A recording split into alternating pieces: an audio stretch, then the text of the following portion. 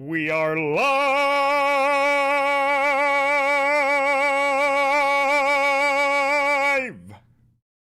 We are live. Hi, everybody. Hi, everybody. Hi. Happy Monday. Happy Monday, everybody. Happy birthday. Thank you so much for the birthday wishes, everybody. Thank you, ladies and gentlemen and NBs.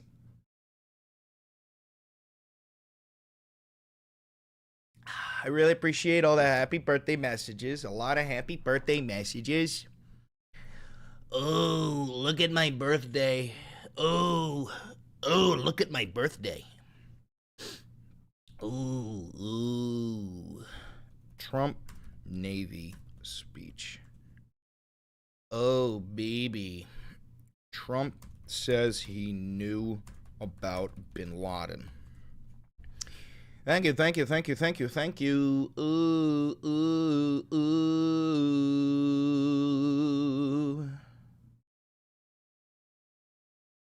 Are you going to have tanks for your birthday? I am. We're going to have tanks. A lot of tanks rolling in.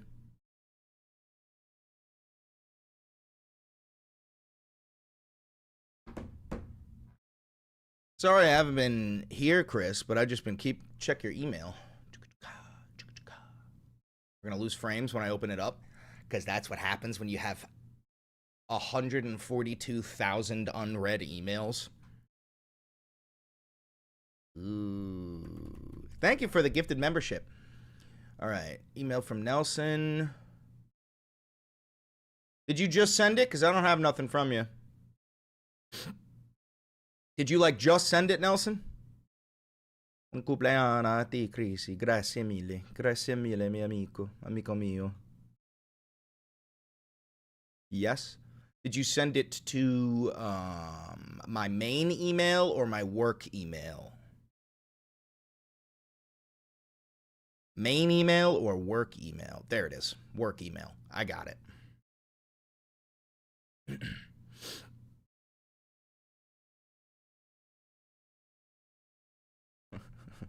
Here we go. Happy birthday from the whole gang. Hey, that's me when Nelson finally got a confirmed kill on me at laser tag. Thank you, everybody.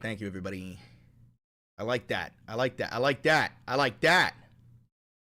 all those. Thanks, Kat. Yo, Kat, are you here? Is Kat here?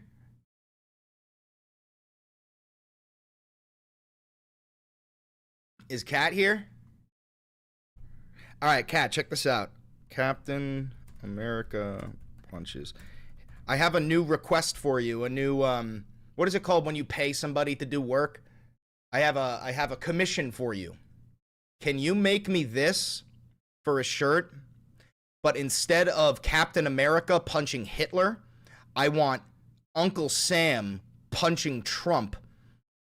And instead of a swastika on his arm, I want the exact same, like the red armband, the white circle, but then a black T for Trump, a black T. And you could even have his head off frame, you know what I mean? So that everybody can tell who it is. I feel like that would go so stupid hard on a shirt.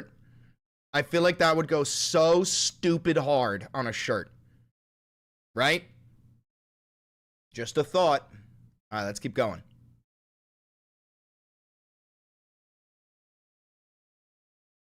Jackie! Thanks, Jack. Peachy! If you use only me, you're so inspiring. Encourage me to use my voice when I can. Thanks. Sorry. Happy B-Day, Big Sexy. Thank you. I did, dude. I did pass through my mother. It's fucking crazy. Clip Lenti. Thank you, Clip Lenti. Mifed. Andrew. Momo. I love this one. Thank you, Musical Assassin. Happy birthday, Chris. Thanks for teaching me all I need to know about fascism and how to sack. Froppy Queen. Thank you. Lunaire. Love ya. Thank you, thank you, thank you. OAL for life, hell yeah. You old dog. Thank you for being an extremely loud voice. I appreciate it, Ove. Thanks, Ash and Nikolai. This is the trans girl in hiding who keeps asking you to watch Don't Be a Sucker! It's 10 minutes and it isn't free. Dude, do you want me to watch that so badly? I will watch it, I promise you. Thank you, though. Thanks, X-Red.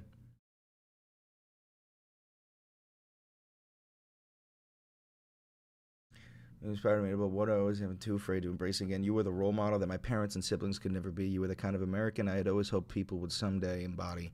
Once again, you are the reason I have hope for the nation. Again, for that, I hope you have the best possible birthday ever, and I hope this is another day that you refuse to let them get the best of you, even if times are hard right now. Thank you so much for what you do, for what you aspire to do, aspire to experience with us, for treating us not like fans but family. Thank you for posting a video comment on ever trying times and even on day of celebration and leisure. I know you can finally celebrate or enjoy yourself right now, and that's okay because you are real. You are human. You deserve to enjoy yourself, so take some time off, collect yourself, come back. Just how you have always been the biggest inspiration for all, for me personally, yourself, and no one else. Most sincerely than any other letter I have ever written. Avery, aka Master of Pain.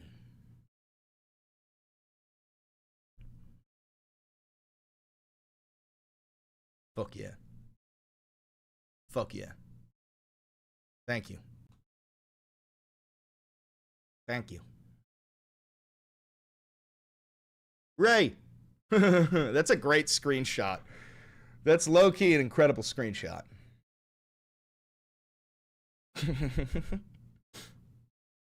Happy birth, miss. Disobedient avocado. Shout out. Oh, we will. We will, comrades. We will smoke a blunt one day atop the White House. Thanks, Twisted.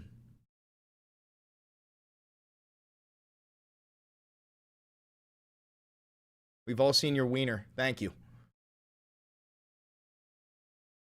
Thanks, Battle Mason.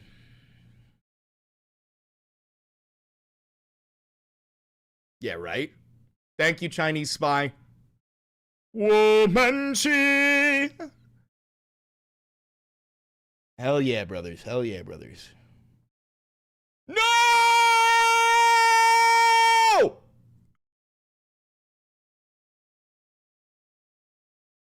Valenti Simp.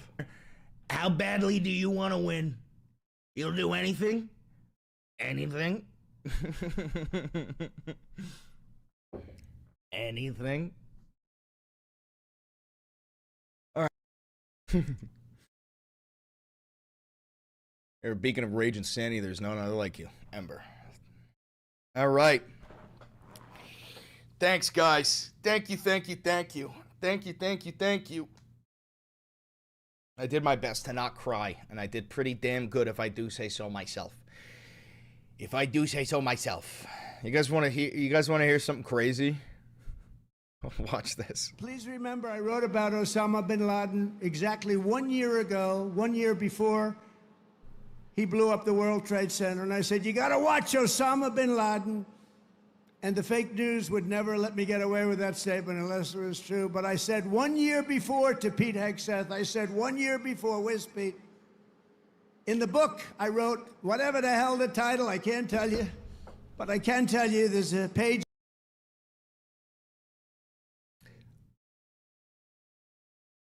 How old is Pete Hegseth?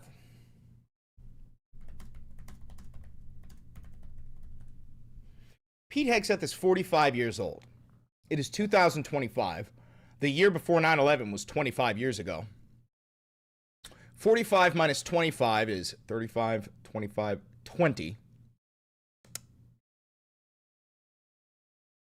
Wasn't Pete Hegseth in college? Undergrad? Like sophomore year of college? And not the Secretary of War? Yeah, I'm pretty sure he was a secretary of taking body shots at that point.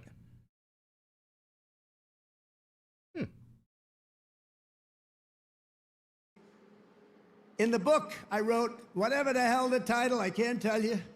But you don't know the title of the book you wrote? So you didn't write it. You did not write it. You don't even know the name of the book you wrote?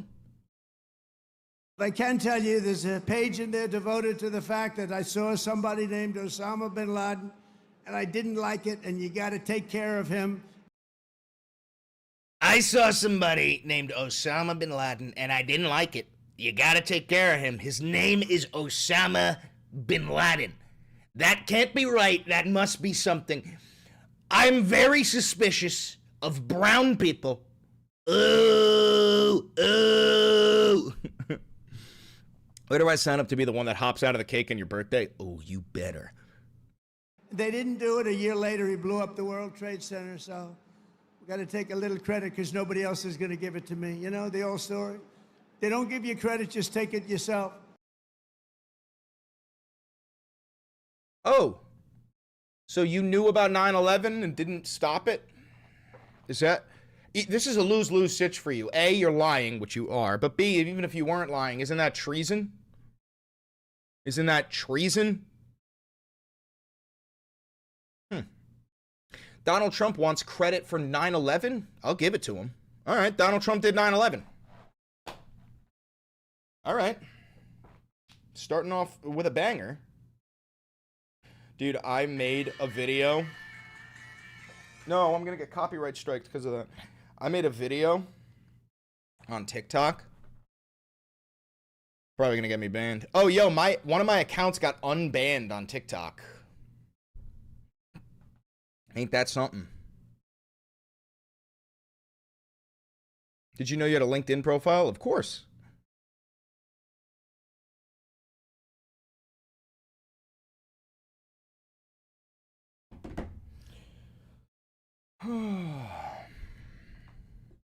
The return of the alt left. All right, we got a lot of stuff to cover today. Anybody know if Greta got released yet?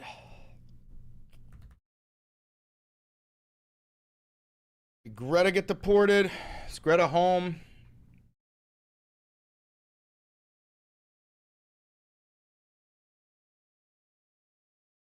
Thank you for the $50, Cole. I appreciate that. Happy birthday, Valenti BB. Thank you. Oh, shit. Is she home?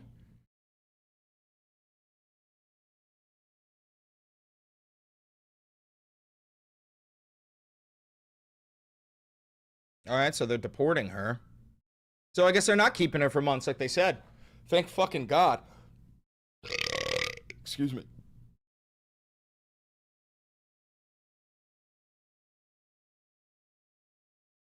The Israeli ministry said the only violent incident happened when a Spanish citizen bit a female medical worker. Bullshit. Bull fucking shit. Gaza's Hamas-run health ministry, dude, fuck the BBC. Right in their big bussy cunt.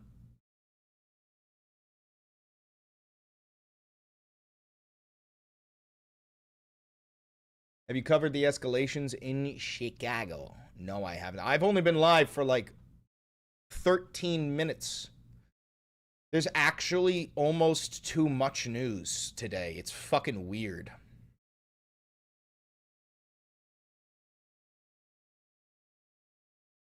It's fucking weird.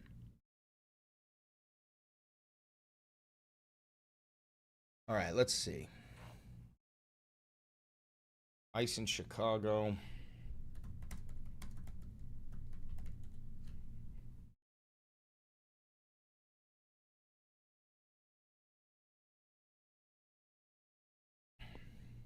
So, police in Chicago are not helping ICE. They are actually actively fighting against them, which is a huge, Illinois Democrat Governor news. J.B. Pritzker is demanding transparency after an illegal migrant suspect allegedly severely injured an ICE officer during a vehicle stop, hitting and dragging the officer with his car outside Chicago. Good. Fox News spins this shit so weirdly, bro.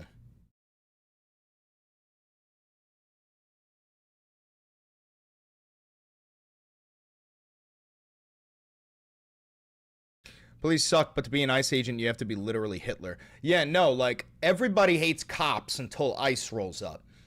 ICE rolls up and the cops suddenly become like, hey, buddy, you gonna do anything about this shit? You know, it's like the difference between a soldier in the Wehrmacht and a fucking SS officer. You know what I'm saying? It's like, until you see the SS, you're like, God, I fucking hate the Wehrmacht. And then you see the SS and you're like, well, maybe the Wehrmacht ain't that bad. Holy fucking shit. You know what I mean? It's a huge difference. Huge fucking difference.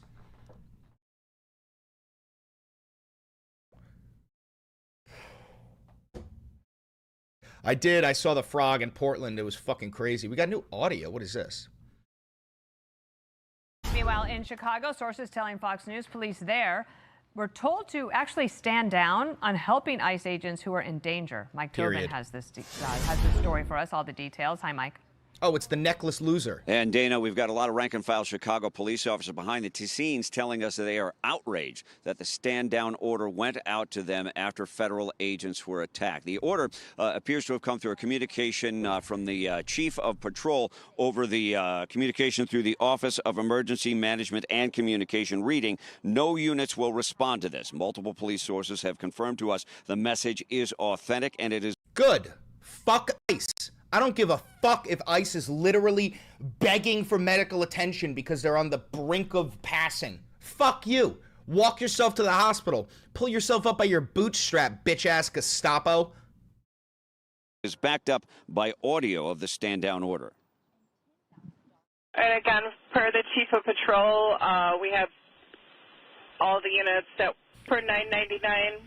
Chief of Patrol said all units clear out from there. We're not sending anybody over to that location. All right, and 999, just to confirm, 39th Police in Kedzie, they were saying that they were being surrounded by that large crowd, and they were requesting the police were not sending. I'm waving off all the cars heading to 39th Police in Kedzie. Again, those are the orders we're being given. In an official statement. Good. No. That is sign that, like, just so you understand, your local police officer is a part of your community, okay? Whether you hate cops or love cops, your local police officer is part of your community. Your local ICE agent is a invader of your community. He is the local Nazi officer, the local Gestapo agent. ICE agents should not be treated equally. They should be treated like the inferior dogs that they are, okay? Thank you for the $25. Happiest of birthdays. Thank you very much. CPD says officers did respond, writing quote, CPD responded to the scene to document the incident. CPD officers were also on the scene to maintain safety and traffic control. Now, chaos was triggered when, according to federal prosecutors, two individuals used their cars to ram the cars of Border Patrol agents. One of the agents shot a driver of one attacking vehicle. Those attackers are now charged federally. Illinois Governor J.B. Pritzker says the facts need to play out. We don't have a lot of facts. Remember, these are the same folks who killed a person, unarmed person, just a couple of weeks ago in Franklin Park. At first, they said that the officer had been threatened with his life. The reality of it and the truth of it has now come out, and that wasn't the case. They killed somebody. They are just putting out their propaganda, and then we've got to later determine what actually happened. 300. Yeah, no, you actually cannot trust a single word that comes out of the regime. It's remarkable. You can't trust a single word that comes out of the official government of the United States of America. Everything they say is a lie. Everything. It's remarkable. It's remarkable. Thanks for becoming a loyalist, John. All right, let's see. I've already covered the Samud Flotilla a little bit.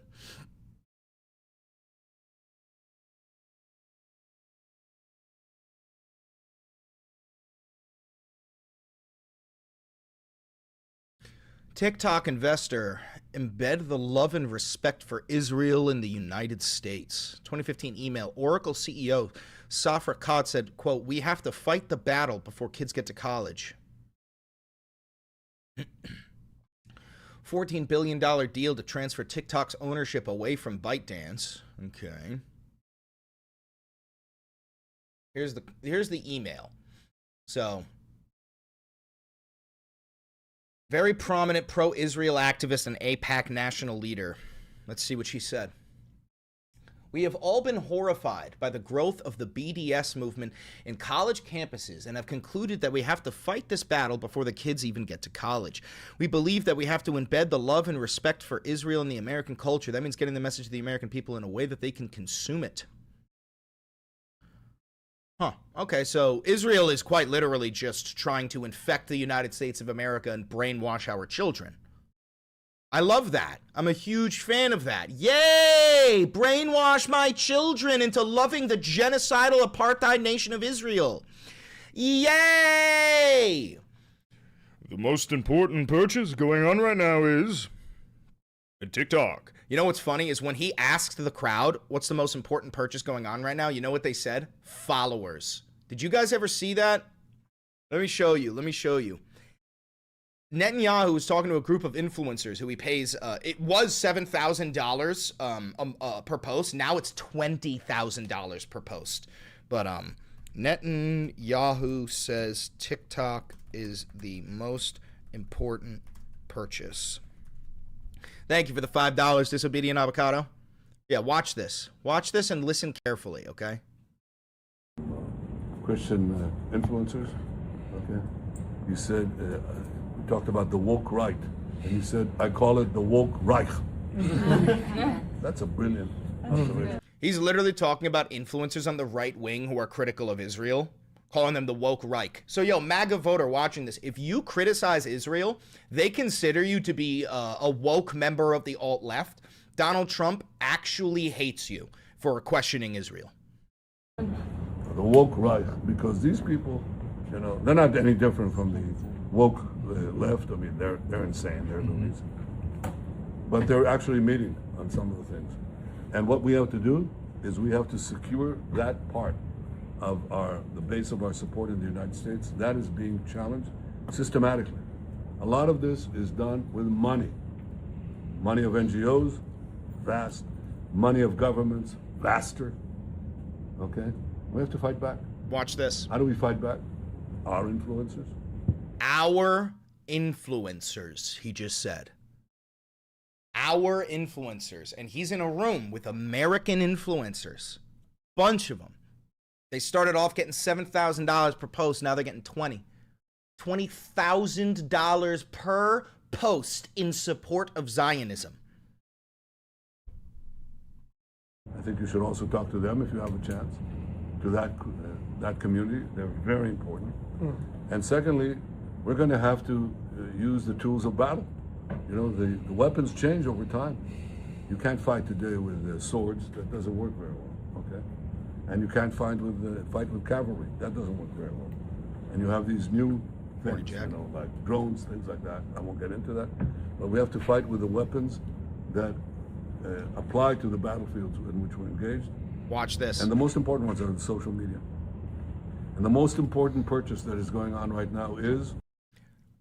He just said, so the most important purchase going on right now is? Listen to what these influencers have to say. Listen. Class? Followers. Buying followers. These Zionist influencers that you see, those are not real followers. They do not have real support. They are bolstered up by Israeli bots because the normie position in the United States of America is anti-Israel. You need to remember, every single time you see a post in support of Zionism, those are bots propping them up. They do not have support. They do not have the legion that we have. They do not have the American public on their side. They have the support of Israeli shekels and fucking robots. TikTok. Class? Do you see his face when he realizes I can't fucking believe they just said that? Holy fuck, a $200 donation. Thank you so much, Potter. Thank you so much. Happy birthday, brother. Thank you for inspiring others to encourage others like myself to raise our voices as well. Inshallah. I almost burped. Thank you. Dude, look at his fucking face when he realizes they just said that on camera. Dude.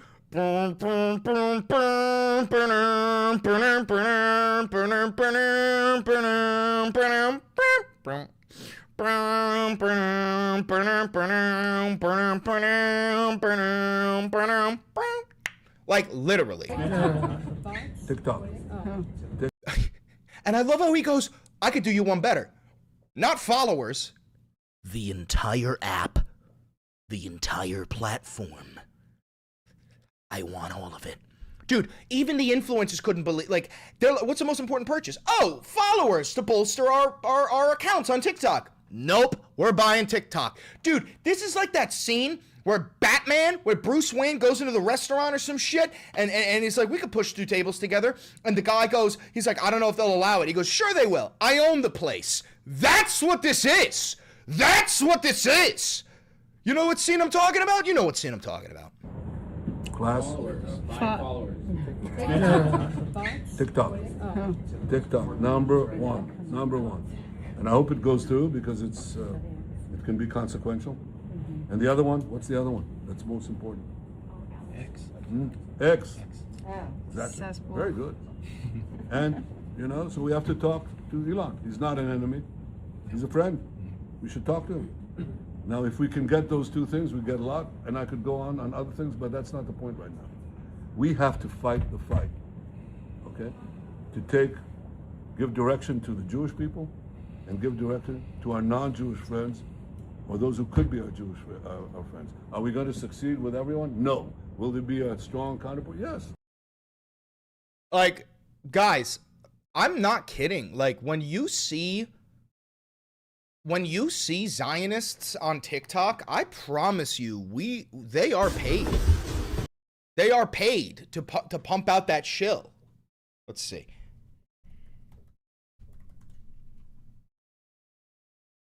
Let me give you a perfect example.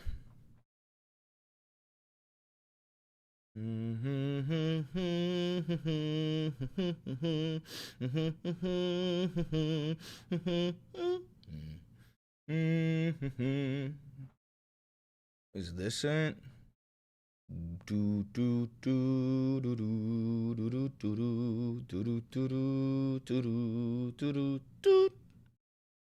Trying to find this video from the older millennial trying to defend the attack on the USS Liberty. I think he might have deleted it.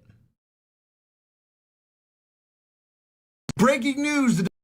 So a dude decided to, oh my God, So here's the truth. I can't fucking stand his voice. Doesn't matter. The guy's a fat alcoholic piss boy. He's washed. He's also a fat alcoholic piss boy. If you want to watch a video of him pissing his pants after getting tased. But more people gunned down in Chicago. Are you sure about that? Let's see.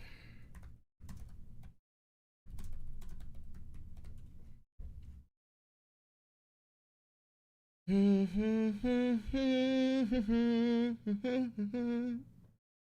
we sure about that? Federal agents shoot armed woman, 2 arrested in Brighton Park vehicle ramming, DHS says. Well, if DHS says it, then it's a lie. If the Department of Homeland Security says it, it's a lie. You can just spin the story. A woman was injured in a shooting involving federal agents in Chicago's southwest side on Saturday morning, the Department of Homeland Security sent a statement. Incident was followed by hours of tense clashes between protesters and federal officers. DHS said the officers were patrolling the area. Thank you for the $10. I really want to say have an amazing birthday. You genuinely deserve it. Standing up for injustice. Being the most base, honest, goated socialist. Inshallah! Neighborhood, they were rammed vehicles and boxed in by 10 officers were unable to move their vehicles, so they exited them. One of the drivers involved in the car ramming was armed with a semi-automatic weapon. The officers fired defensive shots. Yeah, bullshit. The allegedly armed woman, a U.S. citizen, was injured and allegedly took herself to the hospital for treatment. Based. What a fucking legend. What an absolute legend. I can guarantee you ICE started that entire problem and they probably escalated it. Don't forget, ICE is a illegal Nazi occupying force filled with white supremacists and Proud Boys. Have you guys noticed that the Proud Boys haven't been having any rallies recently? It's because they're all at work in ICE. That's not even, like, dude, I'm not even kidding. There have been no Proud Boys rallies. None of them. Because now they're all at work. That is the private paramilitary force, 100,000 strong, that Donald Trump promised in Project 2025. That's what this is.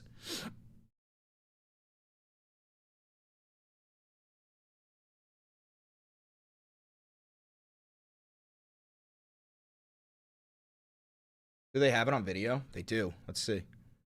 Where we saw tear gas and several other chemical agents deployed multiple times. Federal immigration operations continue to escalate in neighborhoods across Chicago as 2 people are now in custody for allegedly ramming into federal vehicles.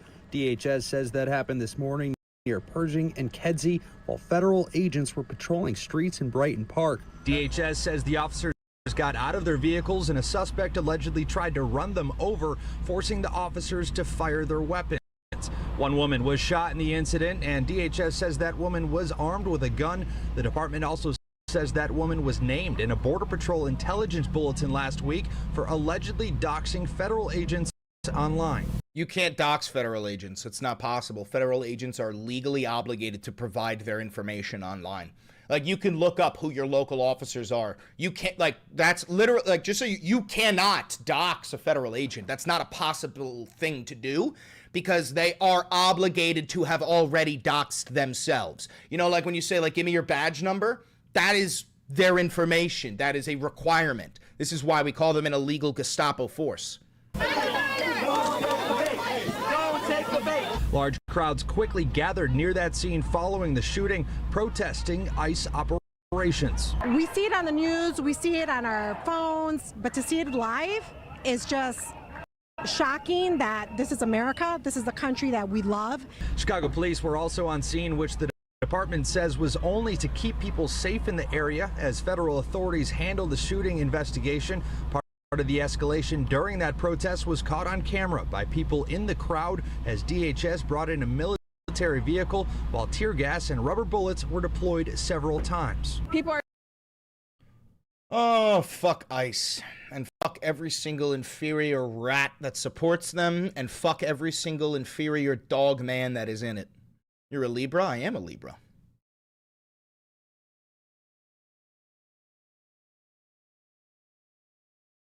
Larry Ellison vetted Marco Rubio for fealty to Israel, hacked emails reveal. Huh.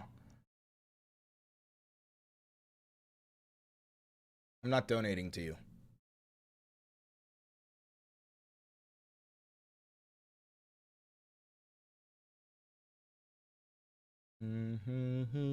Okay, let's see. As the nation's top diplomat, Secretary of State and little bitch Marco Rubio has also played a role in the TikTok talks that steered the company towards Ellison. After playing a lead role as a senator and demonizing the app, he was also closely involved in the rollout of Trump's plan for Gaza's future, which hands the enclave to Blair.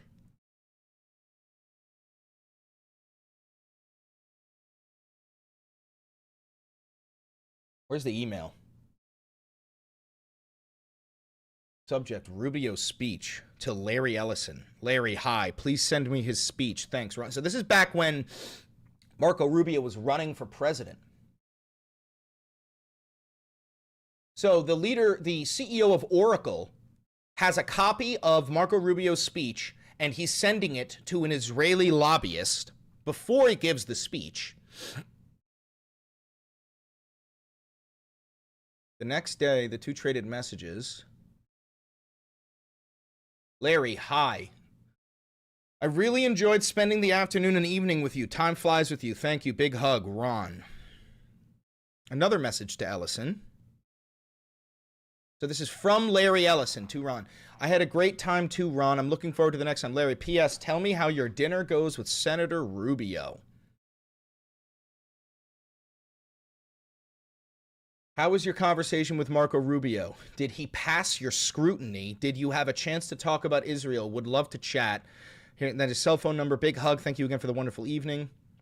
Hi, Ron. Great meeting with Marco Rubio. I set him up to meet Tony Blair. Marco will be a great friend for Israel. Huh. What? What?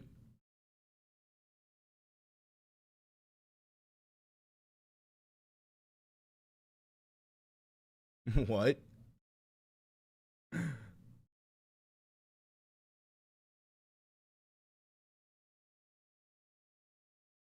Curtis Yarvin is thinking about fleeing the country. Bullshit. Bullshit. And even if he did say that, he's lying.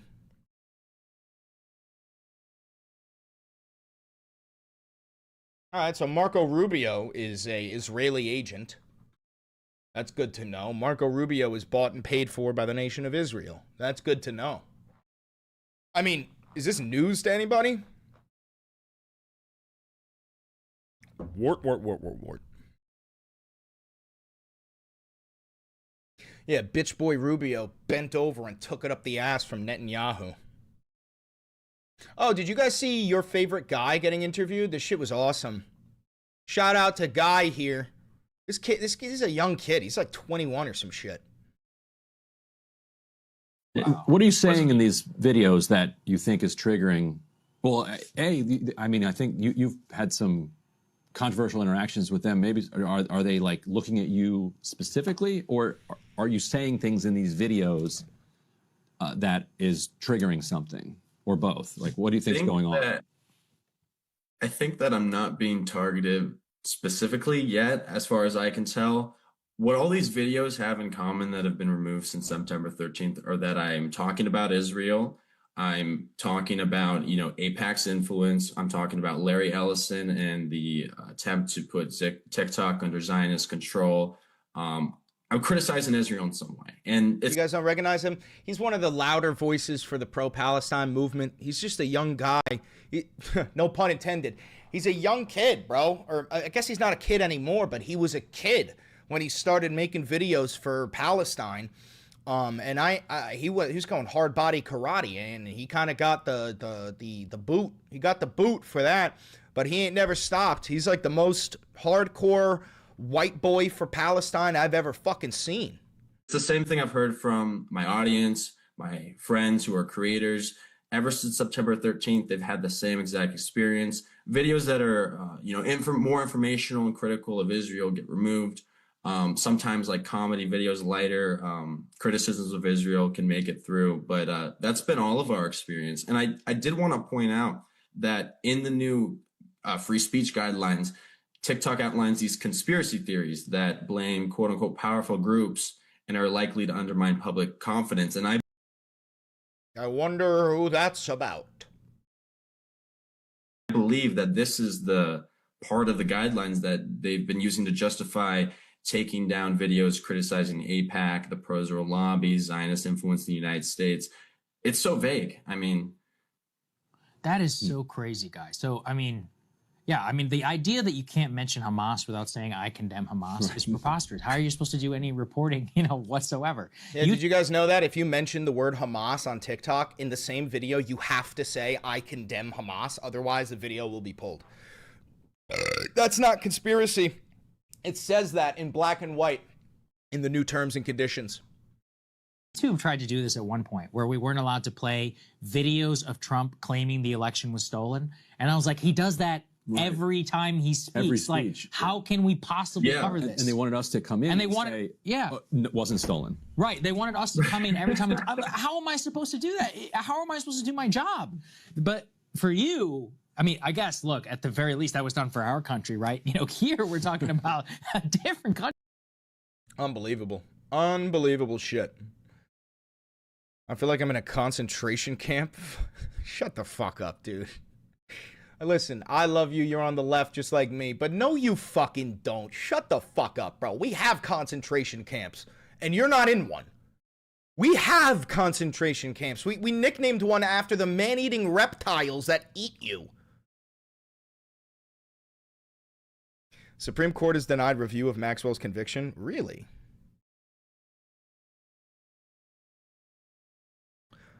Somebody just commented, my wife is actively in labor and I gotta do my due diligence to make sure my second son is brought into the world listening to Chris. If the first thing your child hears is my voice, I need you to understand he will become a radical Marxist-Leninist. He will become a radical Marxist-Leninist. That's just guaranteed.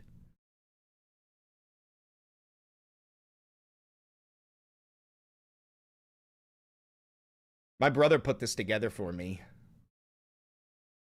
These are all links for today. Thanks, Matt.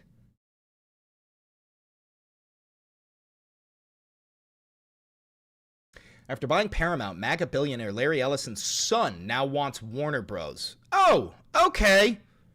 Why don't you just fuck my asshole? Why don't you just take your dick and fuck my anus? You know?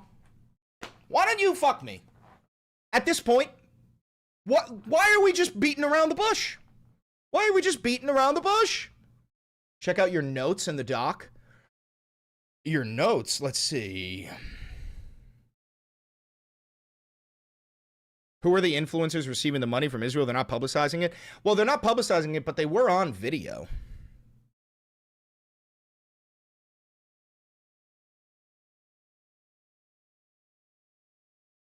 Jack just sent me from Curtis Yarvin.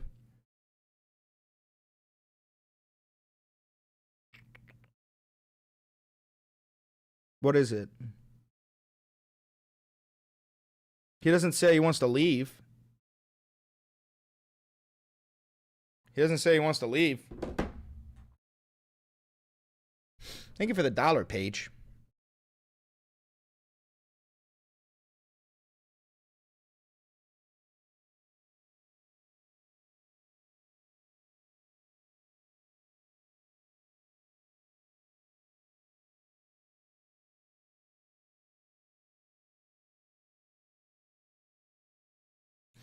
Yeah, it doesn't say that Curtis Yarvin wants to leave, but this is like, we've already talked about the fact that Israel is paying influencers $7,000. We already know that.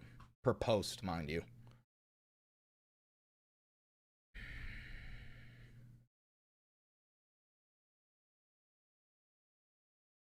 Skydance completed an $8 billion acquisition owned by David Ellison, son of Larry Ellison, now reportedly as I said, another historic movie studio, Warner Bros.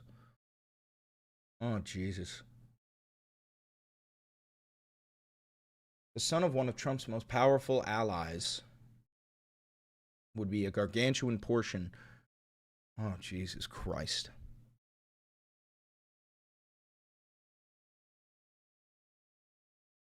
Thank you for the 5 gifted memberships, Jips. I appreciate that.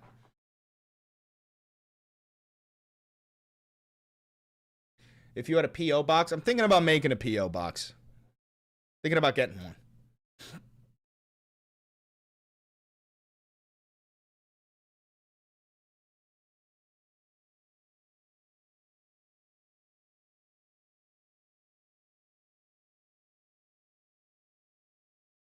So Marjorie Titan Green, let me show you. Hold on. Let me just show you real quick who this is. Attack on Titan, Big Teeth Titan. There it is. That's Marjorie Taylor Greene. This is Marjorie Taylor Greene. Tell me I'm wrong. Tell me I'm fucking wrong, bro. Look at that. Tell me I'm wrong. That's the same fucking person. That is the same fucking person, dog.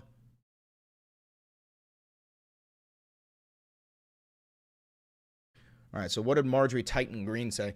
It's offensive to the American people that social media influencers can secretly pocket money to push propaganda without ever telling you who's funding them. If TV and radio must disclose brought to you by, then influencers should too. If they're being paid by a foreign country, they must register under FARA. Transparency matters. Here's the thing. Let's talk Even a broken clock is right twice a day. about the social media influencers. I made 2 posts about this today. I find it highly offensive as an American that social media influencers can get paid basically under the table and no one knows who is paying them and who is sponsoring them. So today I made 2 posts. I made one post calling for any social media influencer, if they are getting paid by a foreign country, that they have to register under FARA. They have to register under FARA through the Department of Justice. Since when does Matt Gaetz have his own show? Isn't Matt Gaetz a rapist?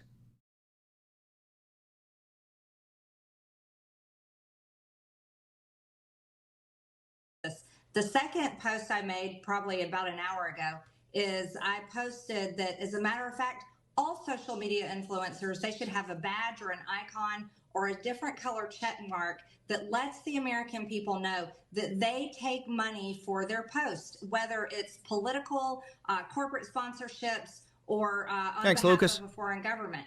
I think these paid social media influencers need to, it's just like on TV you have to talk about who is sponsoring your program. Broadcasters have to say this message is brought to you by XYZ.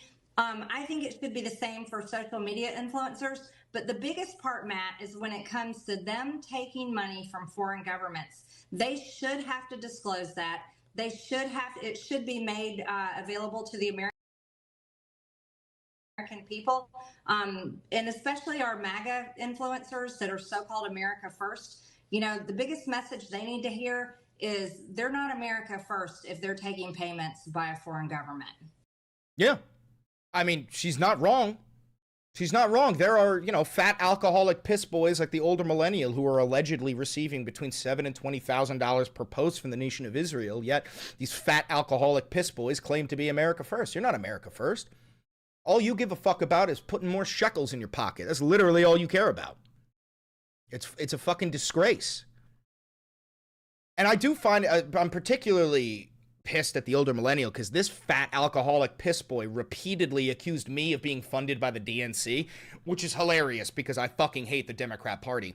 But with no evidence, just made videos about me being funded by the DNC. It's like, brother, you're fucking funded by a genocidal maniac nation of Israel.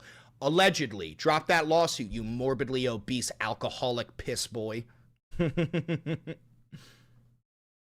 think Ted Cruz will lose his next election? One can only hope.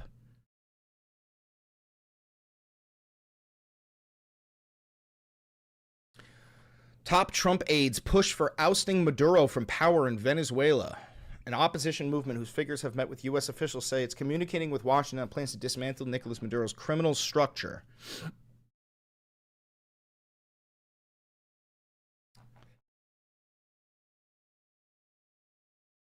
The Pentagon has built up a force of more than 6,500 troops in the region using intelligence provided by the CIA.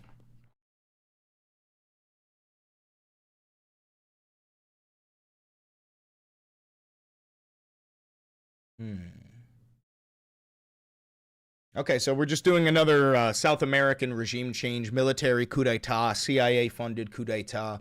A lot of American lives are going to be lost during this, but again, Donald Trump doesn't care about our soldiers.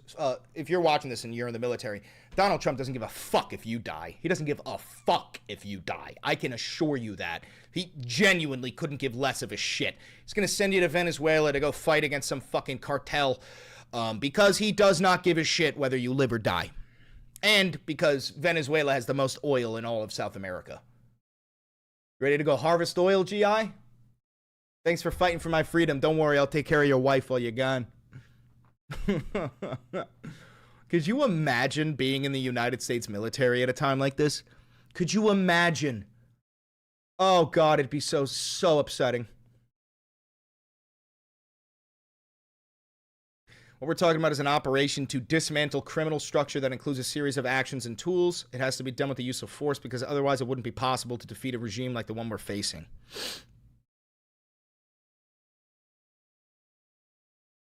Maduro is not the legitimate leader of Venezuela. Yes, he is. He's a fugitive of American justice who undermines regional security and poisons Americans, and we want to see him brought to justice. Well, that's not true.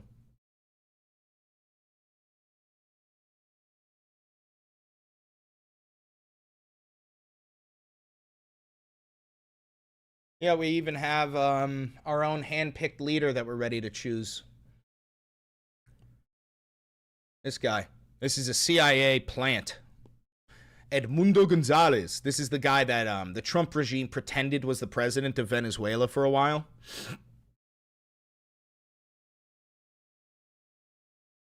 That's so fucking funny. Why do we attack a country that's super close to us? To just take their resources. We don't consider, like, international law doesn't apply to the United States of America. We're the largest terrorist state on planet Earth. There's no ifs, ands, or buts about it. The United States of America has committed more acts of terror than any planet, than any country in human history. We are a terrorist country. That's a fact. Irrefutable fact.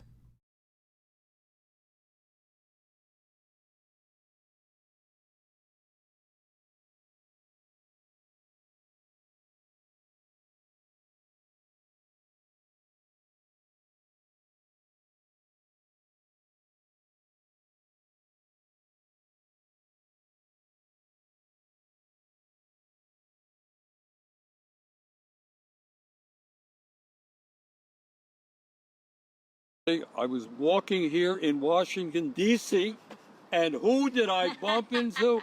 One of my favorite members of the United States Congress. Why do you have to lie, bro? I love you, Bernie. And I love you, AOC. But why do you have to lie and pretend like you just physically bumped into her? Fuck you. This was so clearly organized. What are you talking about? Thank you for the $5, brother. Alexandria Ocasio-Cortez. One of my favorite senators. All right.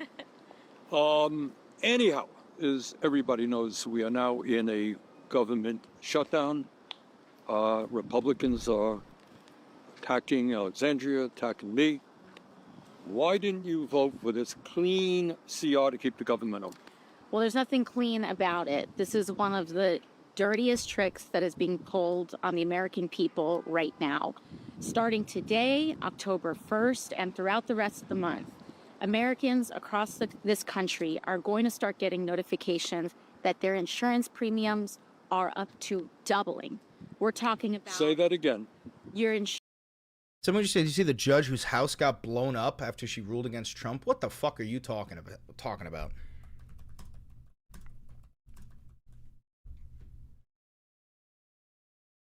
House of South Carolina judge criticized by the Trump regime burns down? What the fuck?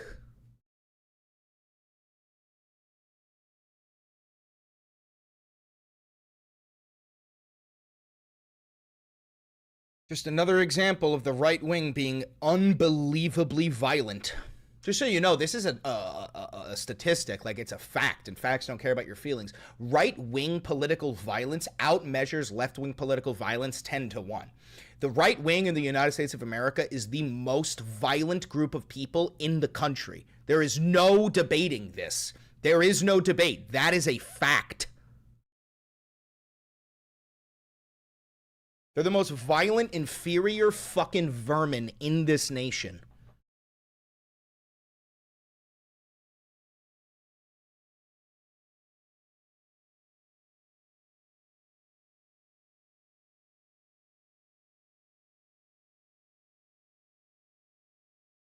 Holy shit.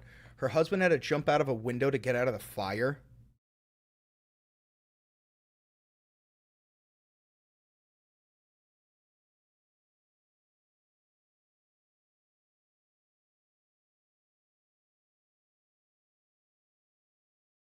Jesus Christ. All right, so we're going to have that one queued up. It's time to start queuing shit up for a video. I want, hold on. We're going to need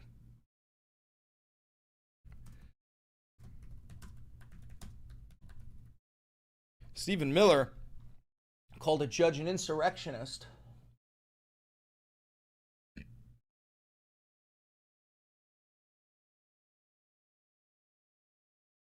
See if I can pull that up.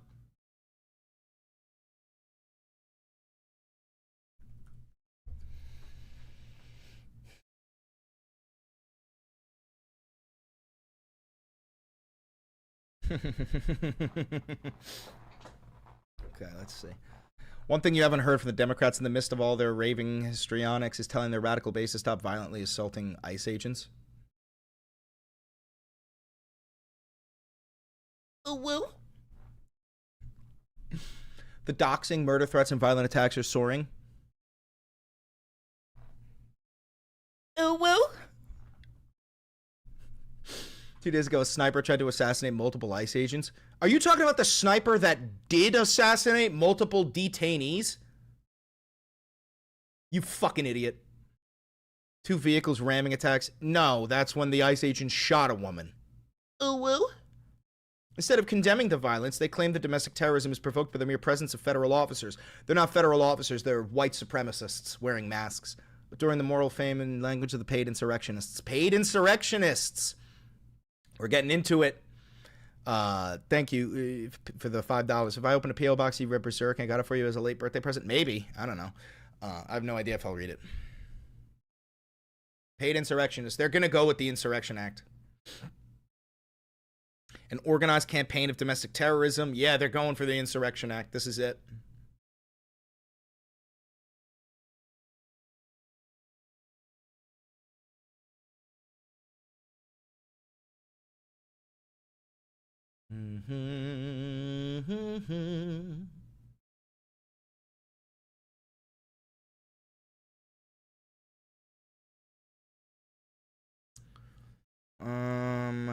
What is this?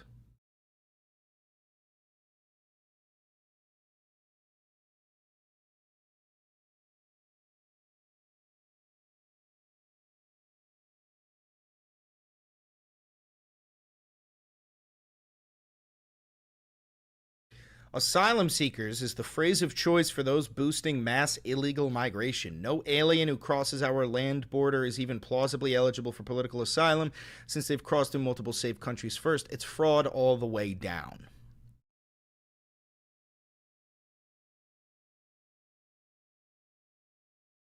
Oh, look! It's evil cunt Barbie.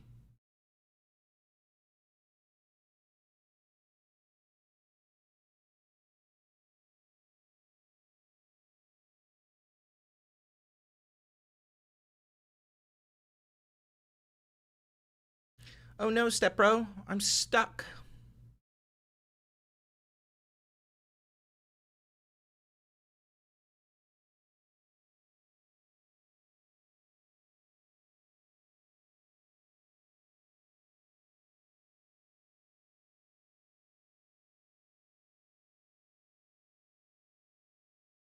This is not true. He does not have a 52% approval rating. It has plummeted down to the low 30s.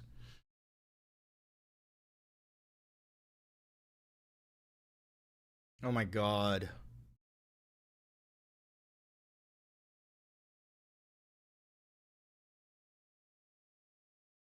Thank you for the $2.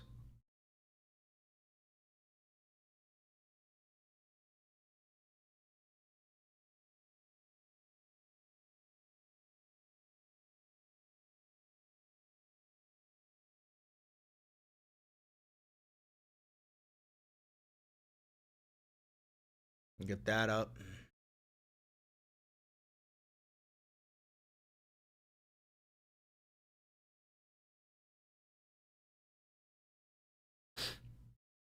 How old are you? I am 28 today. I am 28 years young today.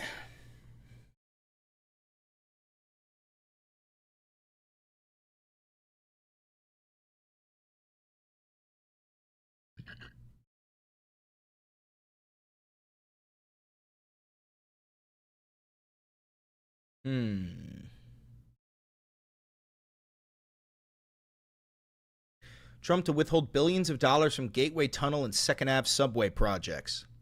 Yeah, dude, this is what Trump is going to do. Because Zoran is probably going to win, he's going to cut all federal funding to New York City.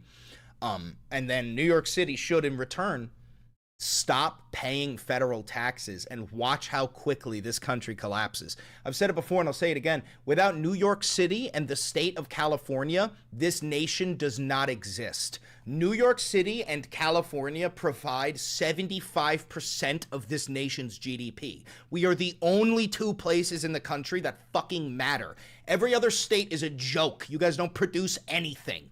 What you do is rely on our production in order to give money to the federal government, and then they give money back to you. Without California and New York, this country does not fucking exist. The Trump regime is planning to withhold billions of dollars from one of the nation's largest public works projects in direct retaliation for the government shutdown.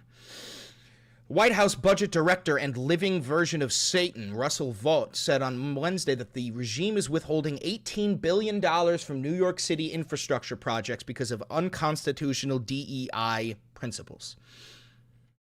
Oh, Jesus Christ.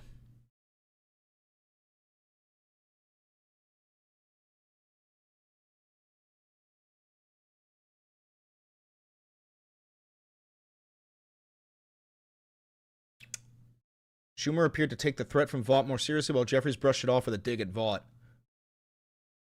That royally screws commuters. Obstructing these projects is stupid and counterproductive. Jeffries said the threat was baseless. Russ, you are a poster child for privilege and mediocrity. Get lost. Okay.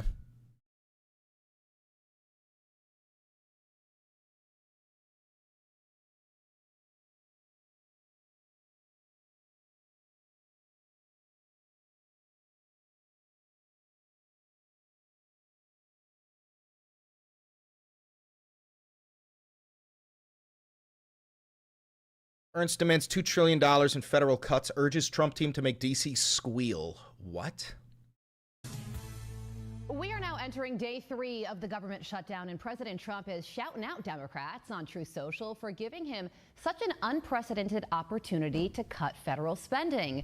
And Republicans are placing their confidence in Office of Management and Budget Director Russ Vought to help decide what's on the chopping block. Russ is the expert. He's our dear friend, and he's in an unenviable situation. It's not one that he relishes. We've always wanted to limit the size and scope of government, but we'd rather do it through the legislative process. Mike, that guy, what's his name? Mike Johnson. His entire Grindr account is being threatened to be released by one of the gay guys that he has sex with. Mike Johnson also has an app on his phone and his son's phone so they can monitor each other's porn consumption. These are facts. These are facts.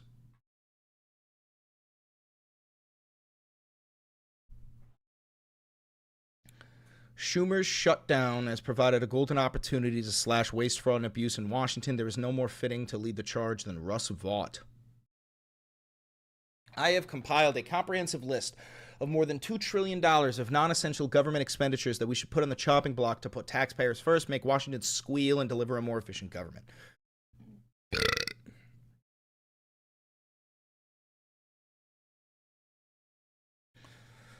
She's the chair of the Doge Caucus.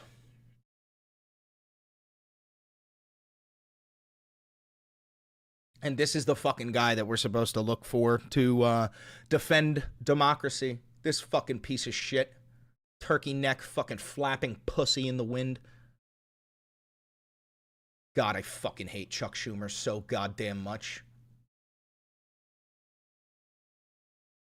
I fucking hate Chuck Schumer, dude. He's such a fucking loser.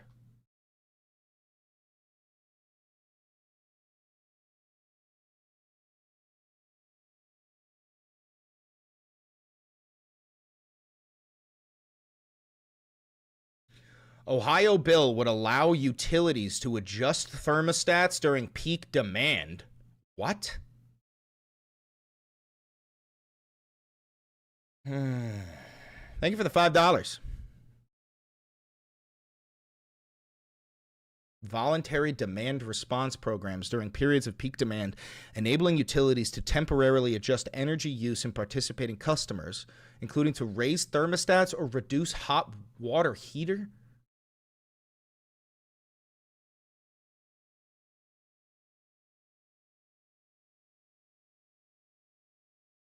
Oh my God. They're literally going, the government wants control of your thermostat so that they can regulate how much energy is used so that they can power their AI supercomputers. You know what comes next is water, because you need water to cool off those systems, sort of like a nuclear reactor.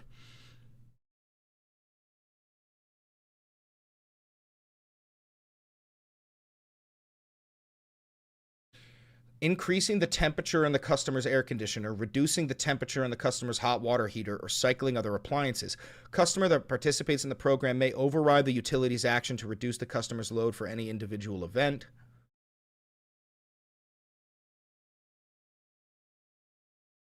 Oh my God, you're going to receive money for this.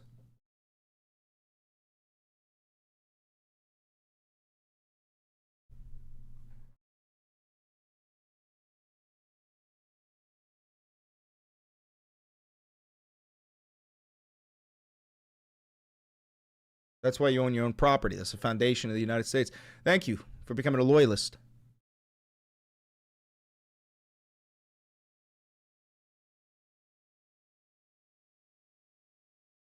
Yeah, they say as long as it's voluntary. Yeah, it starts off as voluntary, just like the fucking Holocaust did. It starts off as voluntary. You get people to sign on to, oh, my son is mentally disabled. You're going to take him to a camp? Turns out it's actually the fucking TK4 program, and your son is getting euthanized. You know, this is how it starts. So much for small government. Yeah, dead ass, right? Dead ass. I don't give a fuck about small government.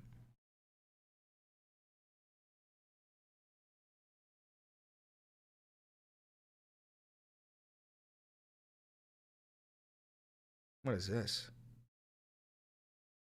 First an AI actor, now the AI director, Italian producer Andrea Lervolino unveils featured helmet by virtual author.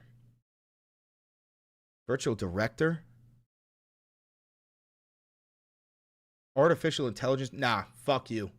Fuck you. Fuck you, dude. Fuck AI slop. Destroy it. Destroy it. Destroy it. Destroy it. Destroy it. Low key. Ted Kaczynski. Whoa. Just kidding. That's a joke. Yo, what the fuck? What the fuck?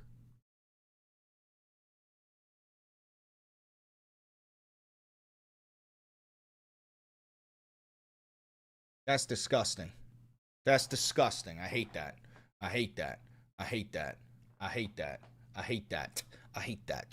I hate that. I hate that. I hate that. Hate that.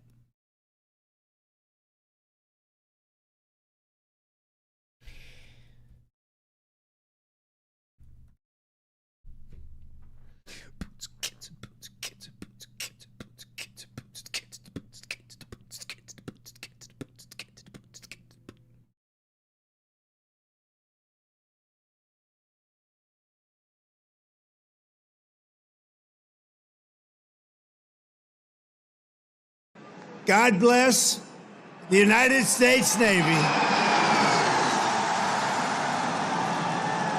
Chris, are you a bioconservative? I don't even know what the fuck that means, bro. Nope, not getting copyrighted for you. Decisive military action against the I thank a group of women from North Carolina. Look at these great. Will you stand up, please? These beautiful women have followed me. Thank you for the $20. It's time for an action. There's some simple solutions we can make. This is number 151. You could call a rally. This is sort of... What is that, the fucking Daughters of the Confederacy? Holy fucking shit. What do they got, an Eva Brown clone machine? Pumping out evil white cunts? Let's face it, this is a rally. This is a speech of love. We all love our country. But that group is from North Carolina. They're up to about 151 visits. They have a whole group of them. I never see their husbands. What would be your first act as president? Literally cut all ties with the nation of Israel. All ties. All of it. All ties with the nation of Israel. Before my hand is off the cover of the copy of Spider-Man issue 122. I don't know what's going on with their husbands. I assume, do they still love you, the husbands? Yes, good. But I want to thank you. 151, they've been following me since 2016, and you look even better now than you did then. But I want to thank you very much. It's a really group. They love our country. They like Trump, but you know what they really do? They love our country. And we have the right policy, right? We have policy. We don't want crime. You don't have any policy, bro. We don't want men playing in women's sports. We don't want transgender for everybody. Dude, he can only hit those 3 lines. That's all he knows. He doesn't have any policy. We don't want to have open borders where millions of people come into our country from jails, from prisons, from mental institutions and insane asylums, drug dealers, murderers. 11,788 murderers were allowed to come into our country. A lot of them are gone. And by the way, Washington, D.C. is a safe place right now. It went from one of the most dangerous cities in our country. Can you believe that? No, I can't, because that's not true. Again, if you think Washington, D.C. was ever one of the most dangerous cities in the United States, it's not even a city, but if you think it was the most dangerous area in the United States, you're brain dead and you should never vote again. to probably the safest, among the safest in our country. Nobody's being hit. What the fuck do you mean nobody's being hit? Anything about defeat. We don't, what did he just say? Upon triumph. We don't know anything about defeat. Vietnam, Iraq, Afghanistan. What the fuck do you mean we don't know anything about defeat? We haven't won a war since World War II, and we barely participated. We heaped honor upon honor and carved greatness and splendor into the pages of history. We only talk about the Navy and only use that word, splendor. We also say victory because that's the other. We have splendor and we have victory on gun decks and flight decks. Upon trial. Did we have splendor and victory on the gun decks of the USS Liberty when Israel fucking bombed it and then strafing runned all of the surviving members trying to raft away to safety? Almost all. Sorry. Almost all. What the look at these dude, oh my god, you're such a watching President Trump's speech today to the U.S. Navy and noticing this guy behind the president in dark sunglasses is not clapping and has a weird expression on his face. At Secret Service, FYI, keep an eye on him. I don't know who this is, but bro, like, you're such a fucking loser. You're such a fucking loser. This guy wasn't clapping enough. Keep an eye on him. He may be a threat. Oh, glorious leader! I love you so much! Like, bro, you fucking, what do you want to live in North Korea, you absolute fucking troglodyte? His name is Josh Bernstein. Fuck you, you goddamn rat.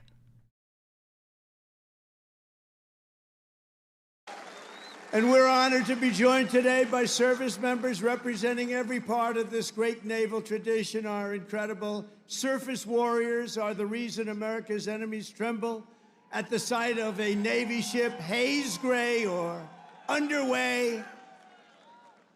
The instant U.S. carrier, cruiser, or destroyer breaks across the horizon, every tire. I want...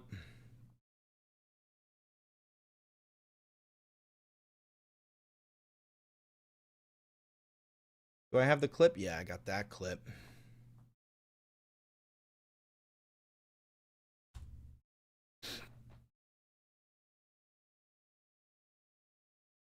Thank you for the $10 donation. If we close our bank accounts, move everything to a credit union, we'll cripple the billionaires. Then we eliminate the thing holding them together and create panic. That makes them predictable. This is the United States of America. We do not have union solidarity. Consumer activism has never worked once in American history. I hate to be the bearer of bad news, but you will never, ever, ever convince Americans to close their bank accounts under any circumstance ever. That will never happen.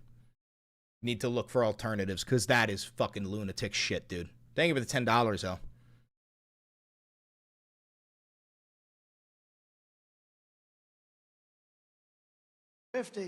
I almost 250 years, so we're celebrating 250.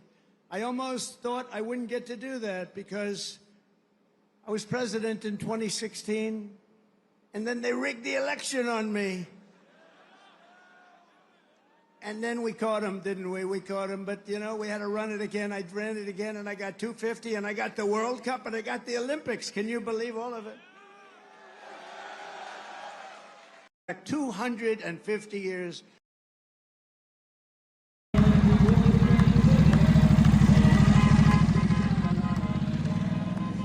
Yeah, violent insurrectionists, huh? To know him very well. He was also the doctor for Barack Hussein Obama. Have you heard of him? And he was the doctor for a man named Bush. And at a press conference, they asked him, who's in the best shape, who's the healthiest, who's the strongest, who's the best physical specimen of the three? He said, that's easy, President Donald Trump. And I said, I love this guy. Bro, you think you're in better shape than Barack Obama? Your fucking disgusting fat orange body is spilling out of your socks. You have these swollen cankles and like fucked up hands, bro. You've had multiple strokes. You're an 80-year-old morbidly obese piece of shit. And you think Barack Obama is in worse shape than you, bro? You literally, hold on, you bitched and moaned. Trump, you bitched and moaned about how Obama can go downstairs. Trump complains about Obama going downstairs. I have to get this clip.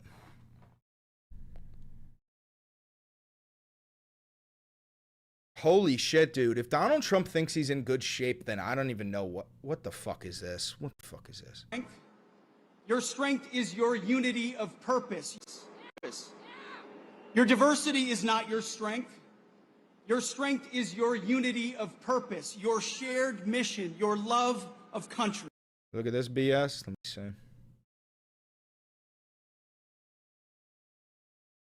$1 Trump coin draft is real.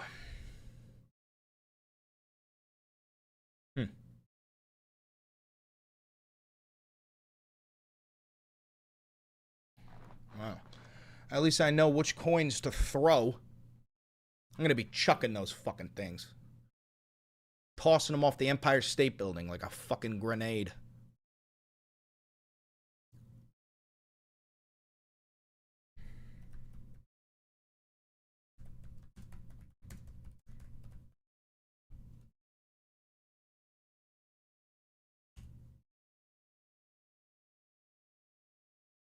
We don't want that legacy. We don't want that.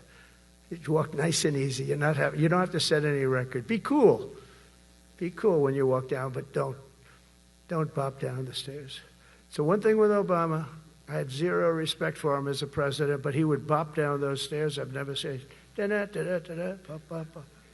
He'd go down the stairs, wouldn't hold on. I said, it's great. I don't want to do it. I guess I could do it, but eventually bad things are going to happen, and it only takes once. But he did a lousy job as president. This guy's jealous that Obama can go downstairs without holding the rails. This is at the speech to the entirety of the United States military leadership.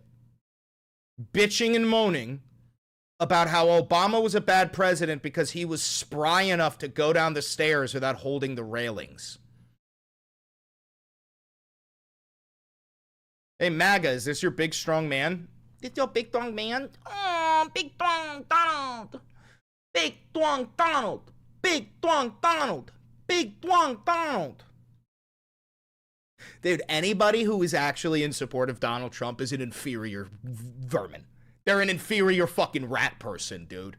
Literally, like, if you are proudly in support of Donald Trump, you're such a fucking cuck. You're such a fucking loser. I guarantee you, you are a brain-dead fucking troglodyte. Guaranteed. Every single one of them. Every single fucking one of them. Holy shit. All right, let's start putting together links for a video today. Okay? We're going to go with this. We're going to go with this.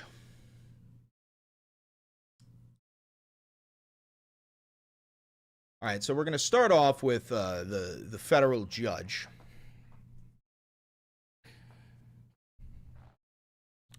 Yeah, blocked him from deploying federal troops into Portland. Then we're going to move on to the fire. Is this the fire? Yeah, this is the fire.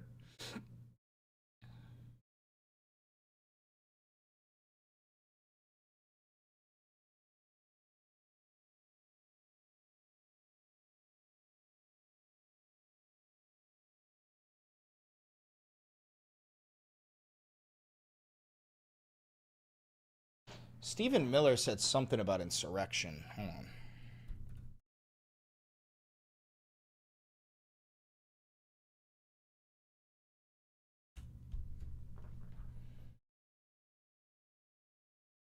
Legal insurrection.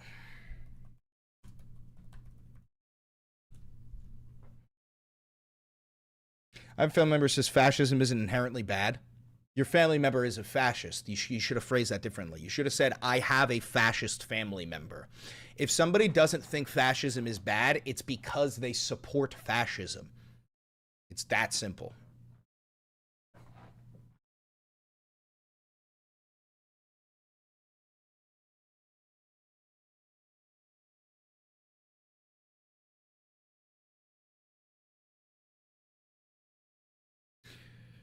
Oh, yeah, no, New Yorkers, we know how to insult motherfuckers. I made a video a long time ago when ICE was deployed in New York City. I was like, bro, you do know that New York shit-talking could start a civil war? The way that New Yorkers shit, like, dude, there was a whole bunch of ICE agents in New York City, and people were like, why are you guys fucking LARPing? You look like you're going to play airsoft, you fat fuck. It was like what one person said. I mean, dude, New Yorkers really do know how to rage bait. We're downright mean, and I am mean. Let me explain something to you. I am a nice person to people that deserve to be nice, that deserve niceties, right? If you are a Nazi or a racist or you're in the Gestapo, right? I will call you slurs. I'm not even fucking kidding. To your face, I will call you a fucking slur.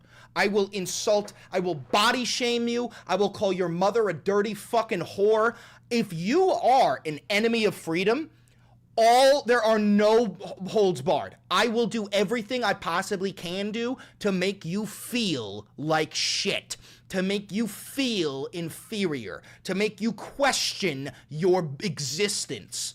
And I will never apologize for that. I am a misogynistic, sexist pig to fascist women, and I am a fucking piece of shit to fascist men. I don't give a fuck. If you're a fascist woman, I'm gonna call you a dirty cunt. I will. And if you're a fascist man, I'm gonna call you a weak beta back bitch.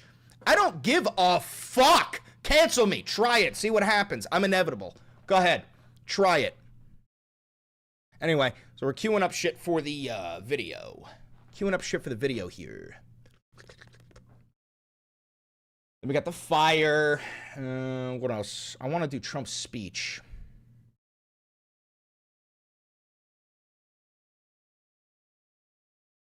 That one. And that one.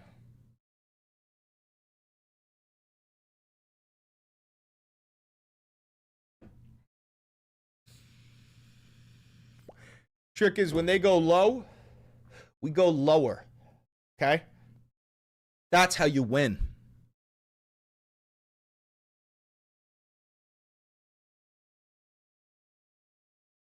Happy birthday, bro. Also, my wife and my 7-year anniversary. Oh, happy anniversary. Congratulations.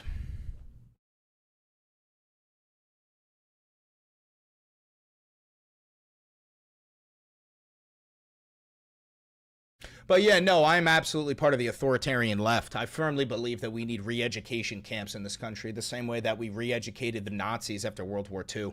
If you think that we can just vote Trump out of office and then continue along the way that we were, you're wrong. We need re-education camps. Forced re-education camps. Maoist-style fucking gulags. Oh, just you wait. Just you wait till the pendulum swings back.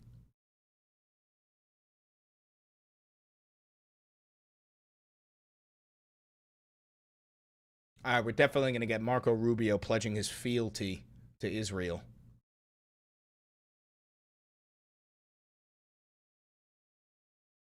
Will it swing back, though? We'll fucking force it to.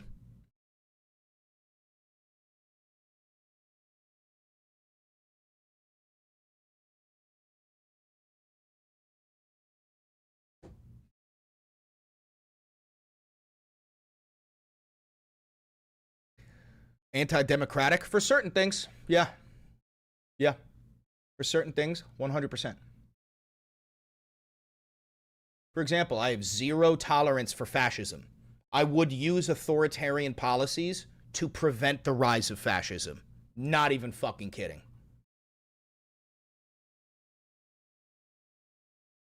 Oh, the Supreme Court rejected the appeal from Ghislaine Maxwell.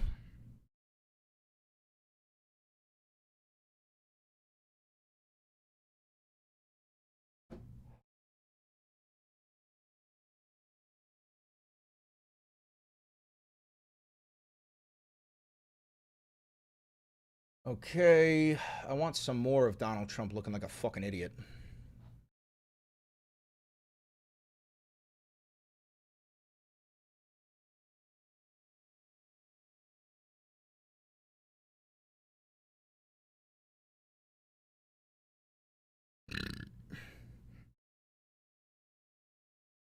Sorry, Egghead, that fucking sucks, brother.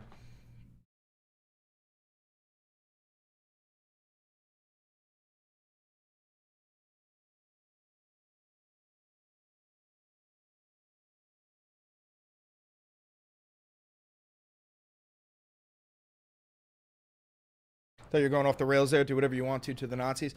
No, I just believe that the reason why we are experiencing the rise of fascism currently is because after the Nuremberg trials, we only executed 11 Nazis, and we allowed the rest of them to just live their lives, have children, pass down their ideologies, and plant the seeds of fascism, and now we are dealing with the blooming flowers.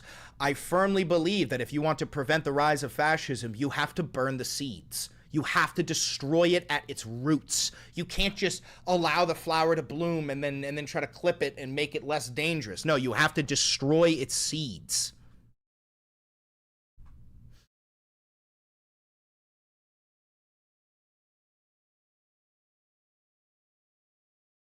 Now, this all comes as the U.S. Department of Defense officially directs hundreds of National Guard troops to Illinois. The move revealed in a memo obtained over the weekend. And as Lauren Victory explains, many would come from Illinois' own military, despite the objections right now from Governor J.B. Pritzker. Mayor Brandon Johnson's day is just getting started. After signing that executive order, he'll be... Thank you for the $10. Happy birthday, Chris. Another fun day of fighting the good fight. Of course, of course. At a news conference with Governor J.B. Pritzker, who will be talking about the use of hundreds of troops in Illinois.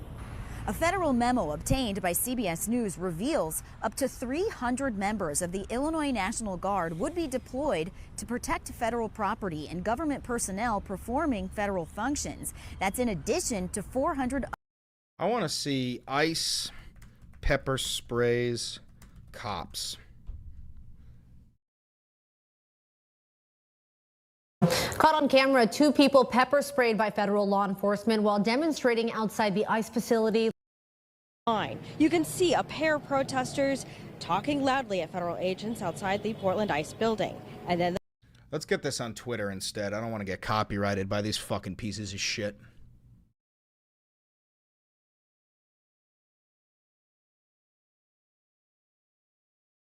If you don't impeach the corrupt judges, you cannot fix the country. They will form a cartel.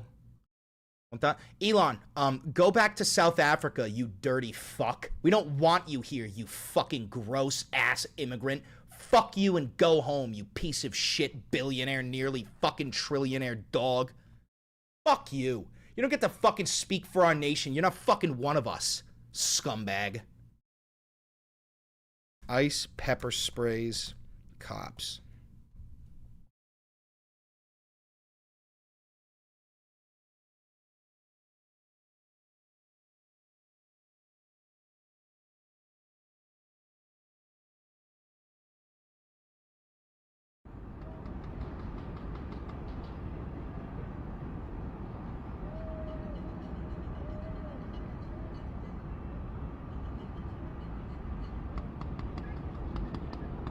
What the fuck? What the fuck?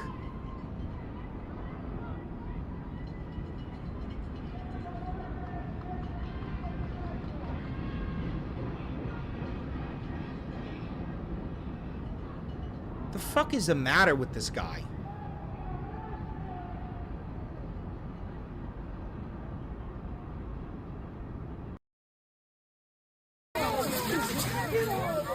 Yeah, we talked about that. That's attempted homicide. That's attempted homicide.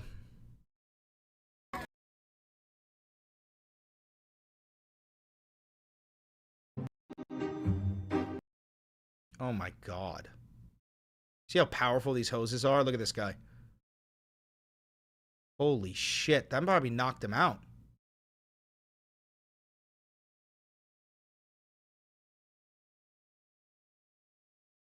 Got a paintball gun? Yeah, but it's firing pepper balls.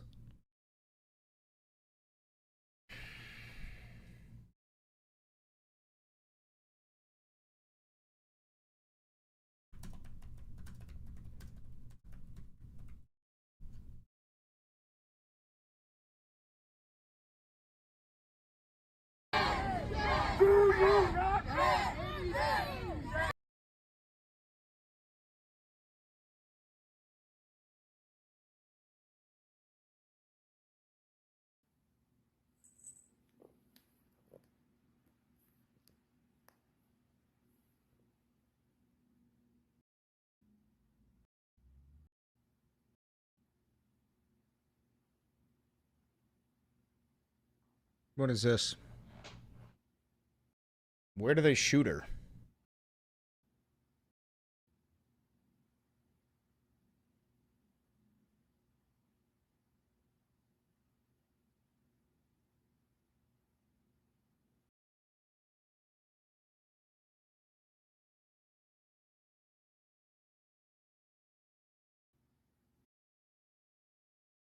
Oh, fucking bastards, man.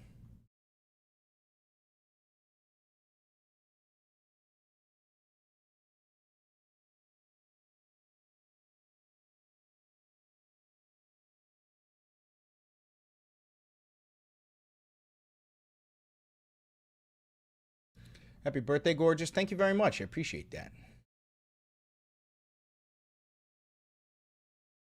All right, I think we've got a video here. Okay. So, here's what we're going to do. We're going to make a video about, obviously, Trump just consolidating power into the executive branch and trying to become the authoritarian dictator that he's always wanted to be. We're going to start with the judge who said that Trump can't deploy troops to Portland, followed up with Stephen Miller saying that it's an insurrection. We're also going to talk about the Insurrection Act. Let's get that pulled up.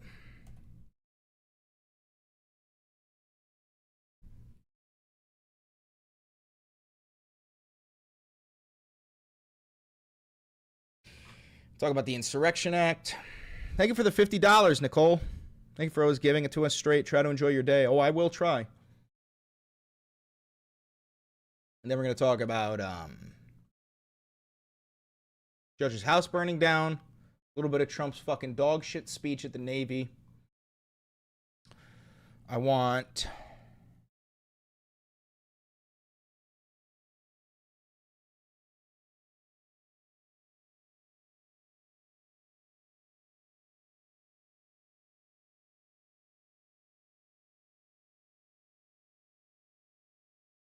I want that, and that. All right. We got a lot to talk about. Are you going to play laser tag to celebrate your birthday? Probably not, dude. I threw out my back doing deadlifts last week so fucking bad that, like, I really can barely walk. It's kind of bad. Oh. All right, I got to go take a piss and fill up my coffee. Do you want me to give you guys a YouTube video of mine while I'm gone? Yeah, I'll do that. Hold on, I'll do that. What am I going to do? Copyright strike myself?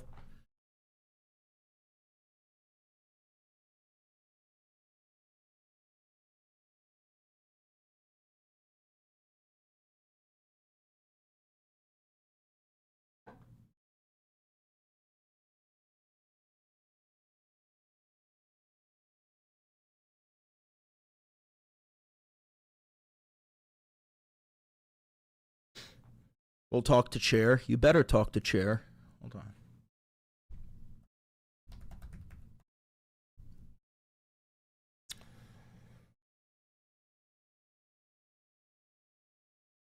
Videos.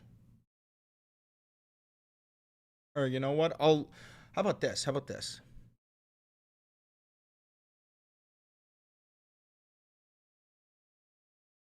This is a members only exclusive. Here. Oh wait, no, Patron? the audio. Because the audio's dog shit. Nah, fuck that.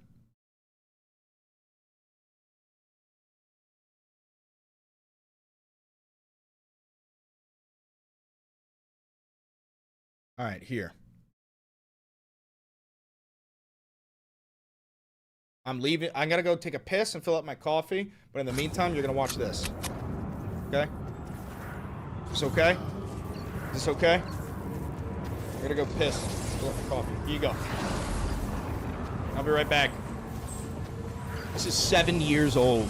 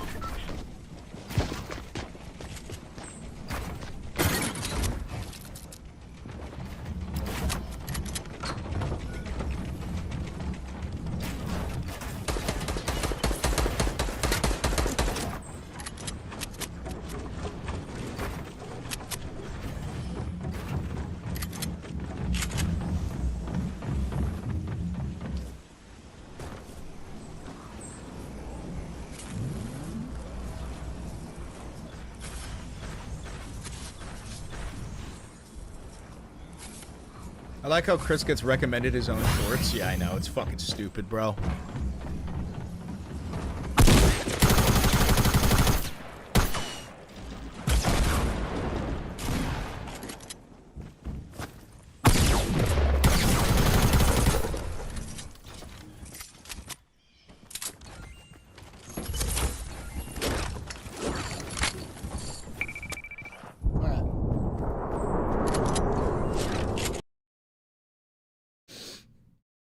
Let's get to it.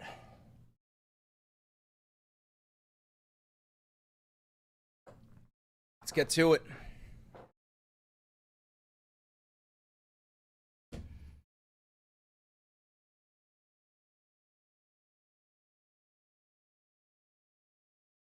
Thank you, Chinese spy. Appreciate you. Womanchi. All right, let's make a video. Okay.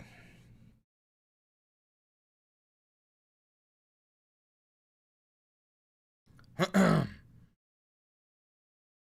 am I going to start this?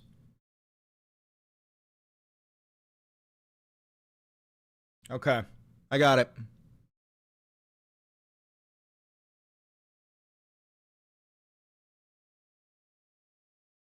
Donald Trump is preparing to deploy the military of the United States into all blue cities in order to finally become the authoritarian dictator that he has always wanted to be. Hi, I'm Chris Valenti. Welcome to the Valenti VOD. We have a lot to talk about today, but before we do, I would like to remind you to like, comment, subscribe, and hit the notification bell. Costs you nothing, helps me immensely. If you do want to support the channel financially, please do. Buy merch, use the discount code for Ground News, hit the thanks button to donate, hit the join button to become a member, and become a patron on Patreon. But without further ado, I want to just take a deep dive into the nightmare news here, because we have like federal judges in Portland who are ruling that it is deeply unconstitutional and illegal for Donald Trump to deploy the military into Portland. I mean, guys, if you needed me to tell you that it is illegal for the president of the United States to deploy the United States military in the United States of America, then you're a fucking idiot, bro. The way it seems like the way that they're going about this is provoking the Insurrection Act of 1807, which we've talked about on this channel many a time, but currently the military does not have the power to practice law enforcement. Right, that's the police, and that is because of a law called the Posse Comitatus Act, right? The military cannot practice law enforcement. However, there is a way to overrule the Posse Comitatus Act, and that is if this country is undergoing an insurrection, okay? We talked about this before. Now, that law made in 1807, the whole point of it was for an actual military invasion because we, you know, the fucking, the Brits were coming for the War of 1812 and we had the Mexicans on the southern border. It was a completely different fucking time. They weren't talking about political insurrection. But I want to show you what Donald Trump and Stephen Miller and all these fucking fascists in my White House have been saying and doing. So we'll start with this. This is from the Washington Post. Judge deals Trump new setback in plans to deploy troops to Portland. U.S. District Judge Karen J. Immergut temporarily blocked the regime from sending any state's National Guard troops under federal control to Portland. So what Trump's play is right now is to federalize National Guard units from loyalist bootlicking states like Texas, all these red states who are full of inbred hicks who love to lick clean the boot of the federal government that they have claimed for so long that they want a small government. Those red states, they're going to have their National Guards federalized by the Fuhrer, and he wants to invade blue states with the National Guard from red states. There's also one other thing, which is the Trump regime plans to send special forces to Portland. This is from leaked. Where is it? Yeah, there was a leak that came out where Stephen Miller was requesting special forces in Portland. He was requesting the special forces be sent into Portland. We're talking about the same the 82nd Airborne. We're talking about like the fucking people that we sent to hunt bin Laden. Okay, here it is. Look at this. Fuck you, I'm not paying for your fucking article. White House official inadvertently reveals plans to send elite army unit into Portland. Anthony Salisbury displayed chat about deployment of the 82nd Airborne Division on cell phone while in Minnesota. Look at this. So this White House official accidentally leaked this. He's a top deputy to Joseph Goebbels, or Stephen Miller. But he said, quote, where is it? Between you and I think Pete just wants the top cover from the boss if anything goes sideways with the troops there. He wrote that Hegseth would prefer to send in the National Guard due to potential backlash. Quote, 82nd is like our top-tier reaction force for abroad, so it will cause a lot of headlines, probably why he wants POTUS to tell him to do it. So Pete Hegseth wants to deploy the 82nd Airborne on American citizens in Portland, which is primarily just fucking guys smoking weed and lesbians driving Subarus. And this fucking douchebag wants to send in the 82nd Airborne. Aren't those the motherfuckers that paradropped into Normandy to fight the fucking Nazis, or was that the 101st? God, what a fucking piece of shit joke. All right, so let's start moving through these in order.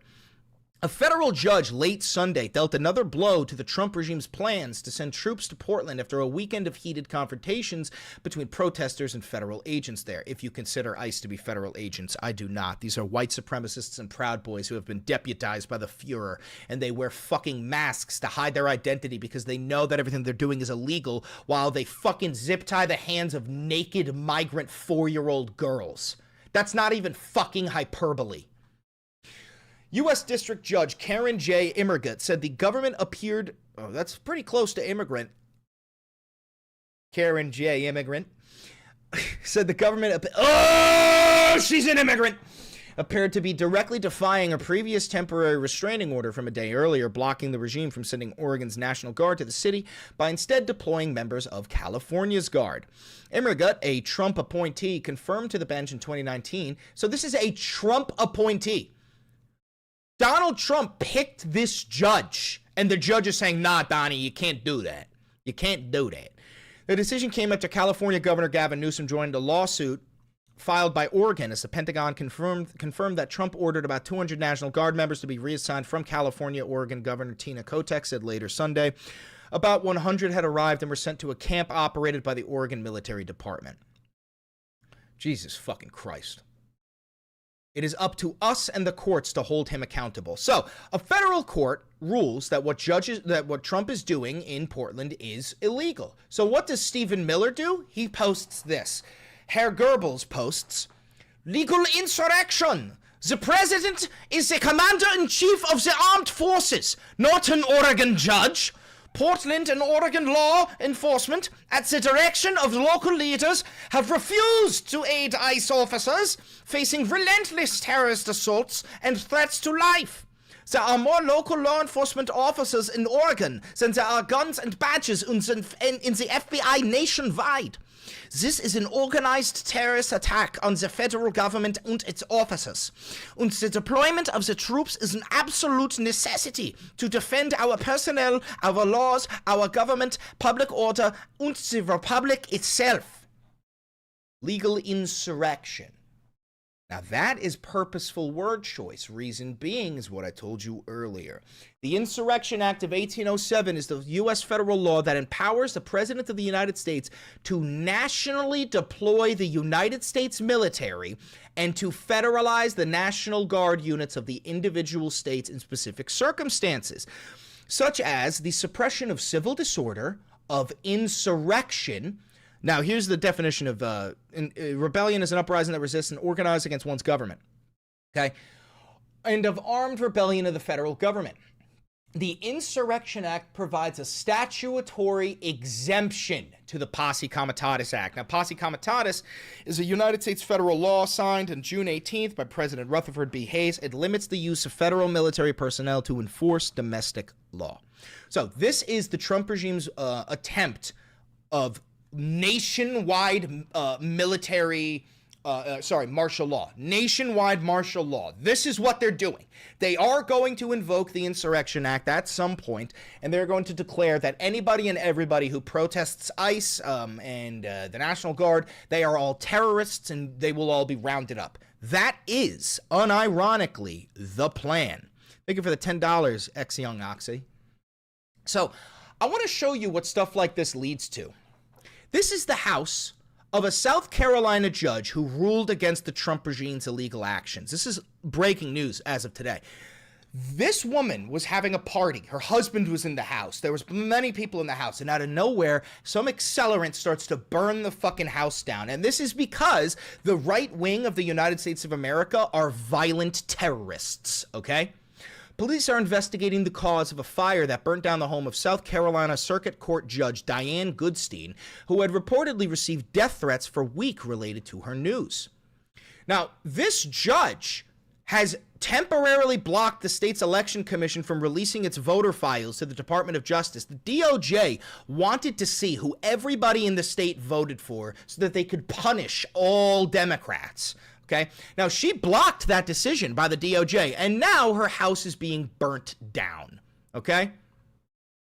The Trump regime has sought to drastically reshape the election system in the name of election integrity by requesting and in some cases suing states for voter registration data to compile a comprehensive centralized database. This is incredibly illegal, by the way, incredibly illegal. The regime has sought data from more than 30 states and is considered pursuing criminal investigations into state election officials. If the fire at the judge's house turns out to be targeted, it may mark the latest incident of the startling rise in political violence in the United States. And while the Trump regime has blamed the left's rhetoric for inspiring violence, such as the assassination of conservative activist Charlie Kirk, an attack on a judge would come as the regime has increasingly vilified the judiciary, blasting judges that rule against USA-hating insurrectionists. So, facts don't care about your feelings. The political right in the United States commits far more political violence than the left. That is an irrefutable fact. And now we have a case of what is most likely a far right-wing ultra-nationalist fan of Charlie Kirk burning down a fucking house of a judge that ruled incorrectly. MTA is selling stuff next week. I'm going to get you a Subway sign for your background. Shout out Ovi for getting me a Subway sign in the background. I love that shit. I fucking love that shit. We're going to move on to showing you our fat orange Fuhrer having just bouts of dementia on stage. The first thing we're going to start with is Donald Trump claiming that he knew bin Laden was going to do 9/11 a year before 9/11 and that he tried warning his defense secretary, Pete Hegseth, in the year 2000, when Pete Hegseth was 20 years old and was the secretary of body shots at fucking frat parties, where Pete Hegseth's alcoholism stems from. He was 20 years old in college. You stupid fucking fat orange piece of shit. Watch. Please remember, I wrote about Osama bin Laden exactly 1 year ago, 1 year before he blew up the World Trade Center. And I said, you got to watch Osama bin Laden. And the fake news would never let me get away with that statement unless it was true. But I said 1 year before to Pete Hegseth. I said 1 year before. Where's Pete? I said 1 year before to Pete Hegseth when Pete was 20 years old and I was the president. I said to him, I said, Pete, you gotta watch out for Osama bin Laden. I don't like the name. Is it Egyptian? Egyptians scare me. Oh, that Egyptian looks suspicious. Fuck you and suck my dick, Donnie Diddles, kids. Fucking, the Bush family was working with the bin Ladens for decades. Do you not know that Osama bin Laden was a fucking billionaire? And that the New York Times have been writing articles about the brave Mujahideen fighting against a Soviet invasion. We fucking armed and trained bin Laden. And you didn't fucking know shit. But you, what are you talking about, Pete Hegseth? Where's my Pete? 1 year before, where's Pete? Where's Pete? In the book, I wrote, whatever the hell the title, I can't tell you. You don't know the title to the book you wrote? You didn't fucking write it, you piece of shit. You had a ghostwriter. You even had a ghostwriter write The Art of the Deal. This dumb fuck didn't even write The Art of the Deal. The Fart of the Steel. But I can tell you there's a page in there devoted to the fact that I saw somebody named Osama bin Laden, and I didn't like it, and you got to take care of him. I saw somebody named Osama bin Laden, and I didn't like it. You gotta take care of him. Oh my God, bro. They didn't do it. A year later, he blew up the World Trade Center, so we got to take a little credit because nobody else is going to give it to me. You know the old story? They don't give you credit, just take it yourself. You want credit for 9/11? You can have it. You can fucking have it. We'll take the credit away from Saudi Arabia and we'll put it on you, Donald. But that's not all. That's not all. Here's a clip of him trying to get the fucking crowd to boo Barack Obama. Failed miserably. Check this out. A man that everybody loves. He was my doctor in the White House, and I got to know him very well. He was also the doctor for Barack Hussein Obama. Have you heard of him? Look at his pause. He's waiting for boos. And he was the doctor. And he didn't get any. You think the fucking Navy is gonna... Oh my God, bro. And also, just so you know, all of these soldiers in the back were handpicked. They had to go through a vetting process to make sure that they were fans of Donald Trump. For a man named Bush. And at a press conference, they asked him, who's in the best shape? Who's the healthiest? Who's the strongest? Who's the best physical specimen of the three? He said, that's easy. President Donald Trump. And I said, I love this guy. You're so fucking fat that your fat cankles leak out of your socks. Your hands are blue because of all of the intravenous you receive. You're an 80-year-old dementia-ridden, morbidly obese fat fuck. And you think you're in better shape than Barack Obama, who's what, 40 years younger than you? I have a clip of you bitching and moaning about how jealous you were that Obama could go down the stairs without holding the rails. You fat bastard! Legacy. We don't want that. You walk nice and easy. You're not. It's also important to note that he's giving this speech to the entirety of the United States military command. All of our generals are in the fucking crowd. Listen to what he has to say. You don't have to set any record. Be cool. Be cool when you walk down, but don't bop down the stairs. So one thing with Obama, I had zero respect for him as a president, but he would bop down those stairs. I've never said, da-da-da-da-da-da, pop, pop, pop. Quote for the President of the United States to our military command is, da-da-da-da-da-da, pop, pop. Let's play that again. Pop, pop, pop. Pop, pop, pop, pop, da-da-da-da, pop, pop, pop. Da-da-da-da-da, pop, pop, pop. Da-da-da-da-da, pop, pop, pop. Da-da-da-da-da, pop, pop, pop. Da-da-da-da-da, pop, pop, pop. Hey, MAGA, is this your big, strong leader? Is this the big, strong leader? He's gonna end all the wars, and I'm gonna get a $5,000 check in the mail. We're gonna take all the money from USAID, and every American is gonna receive a check. You fucking inbred dipshit. Play it again. Da-da-da-da-da, pop, pop. Da-da-da-da-da, pop, pop. Da-da-da-da-da, pop, pop. You fucking idiot! He'd go down the stairs, wouldn't hold on. I said, it's great. I don't want to do it. I guess I could do it. But eventually, you couldn't. Bad things are going to happen. You couldn't. You want to know why I know that you couldn't go up the stairs? Is because of this. Trump falling downstairs. One of my favorite fucking videos is watching this fat bastard fall. What? Get fucked. Play it again. Get fucked. Love it. Love to see it. All right, moving on to Trump Truth. Look at this. Look at this. Ready? There have been very positive discussions with Hamas and countries from all over the world, Arab, Muslim, and everyone else. What? Arab and Muslim? God, you're stupid. This weekend to release the hostages, end the war in Gaza, but most importantly, finally have long-sought peace in the Middle East. These talks have been very successful and proceeding rapidly. The technical teams will meet again Monday in Egypt. Cairo, Egypt. Yo. Mark my fucking words. Israel bombs Cairo. Gonna be a fucking headline. Is today Monday? Is today the day? Mark my fucking words, boys. Those Hamas negotiators in Cairo, some fucking bomb is gonna hit Egypt. Guaranteed. No shot in a million fucking years Israel would agree to any peace deal that doesn't include, give us all the surviving members of Hamas. We want every last surviving member of Hamas. This war cannot end until they are fully exterminated. Guaranteed. Let's keep reading. The technical teams will meet again Monday in Egypt to work through and clarify the final details.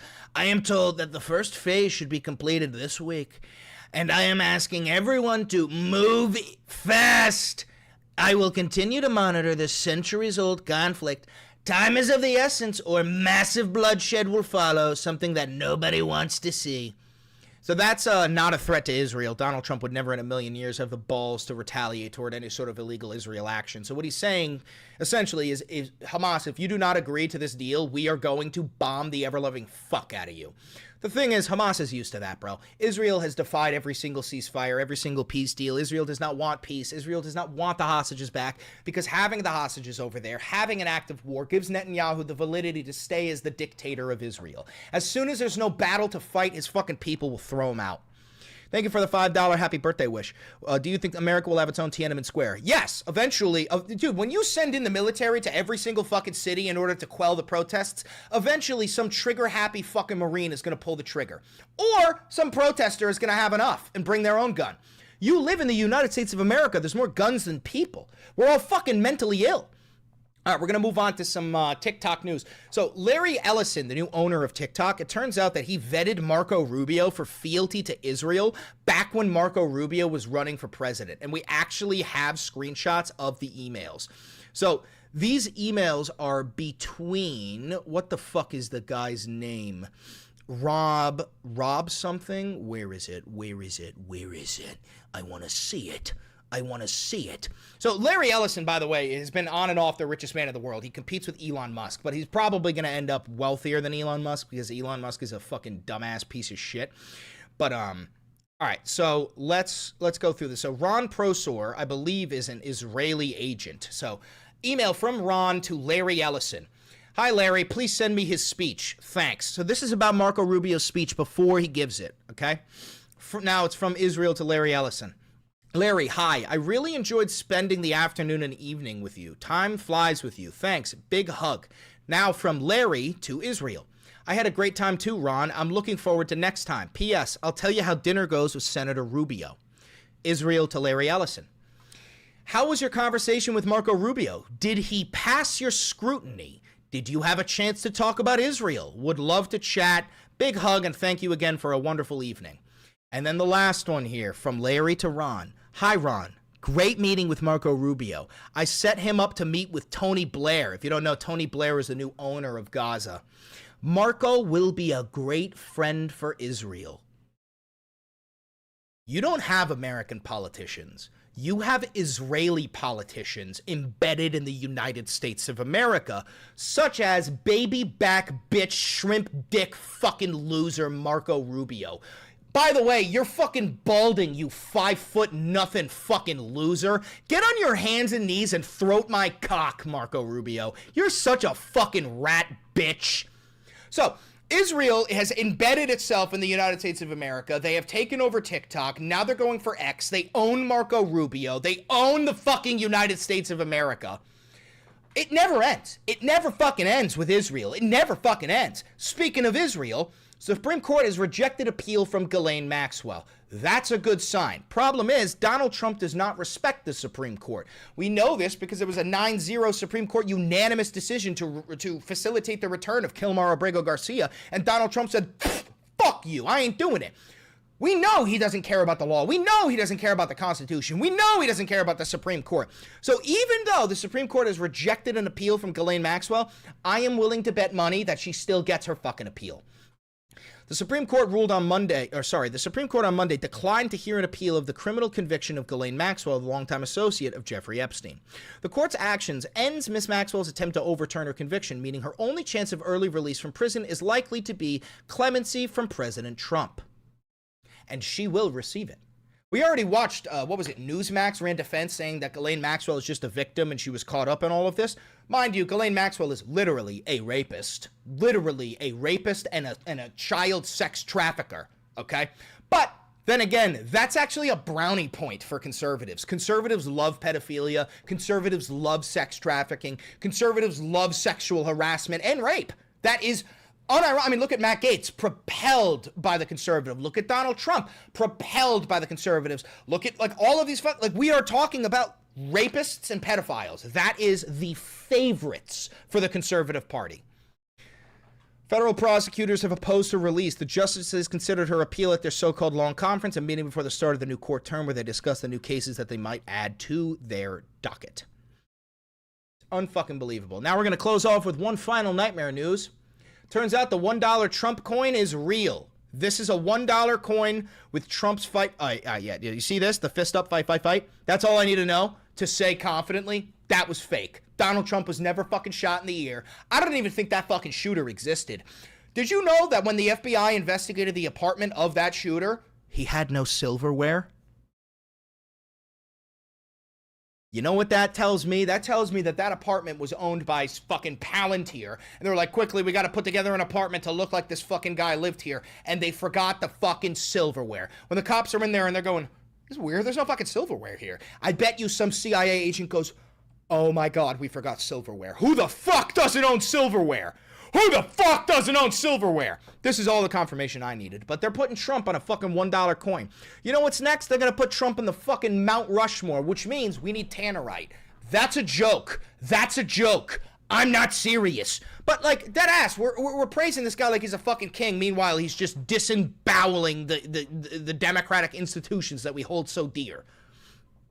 No coin issued under this subsection may bear the image of a living former or current president or any deceased former president during the 2 year following the date of the death of that president. Oh, okay, so we're just breaking the law. Great, great. In anticipation of America's 250th anniversary, Congress passed a Circulating Collectible Coin Redesign Act, which allows the U.S. Treasury to mint special $1 coins to celebrate the event. The act says that the Treasury Secretary may, quote, mint for issuance during the 1 year period beginning on January 1st, 2026. That's unfucking believable.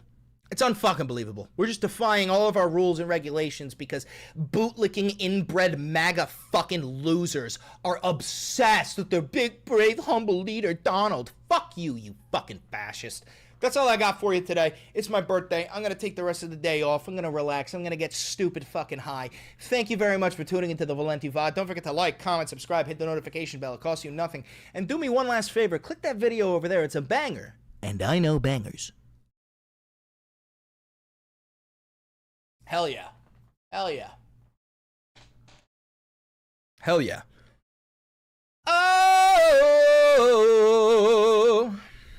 Bye, chat. Bro, I'm not ending the live, you foobie. I will be ending the live soon, though.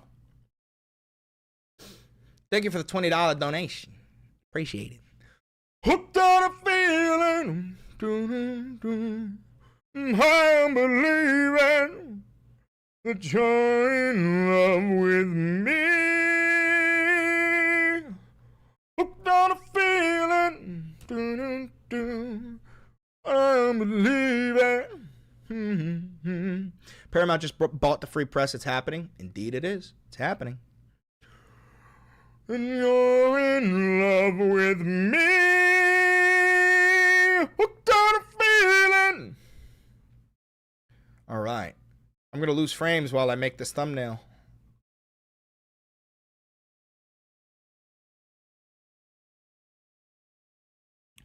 All right, so we're going to need Trump Navy speech. You getting that PC? Yes, I'm ordering it today. Believe it or not, I am ordering it today.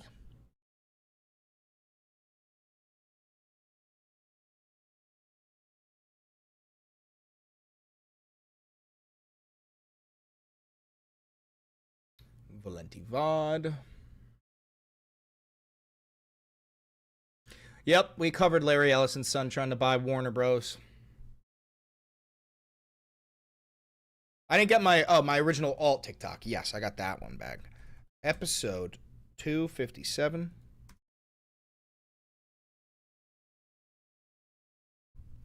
Let's go to pizza order. Pepperoni. Pepperoni.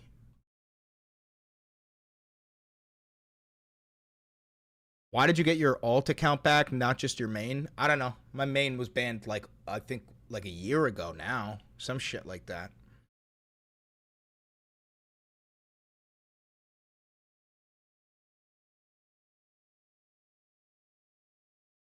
Chris, can you talk a little bit on organizing community and the best ways to get people together and how to get the ball rolling for that?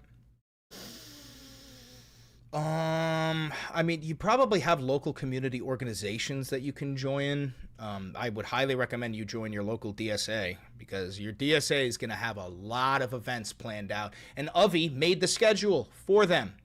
Avi literally makes the schedule for the fucking DSA.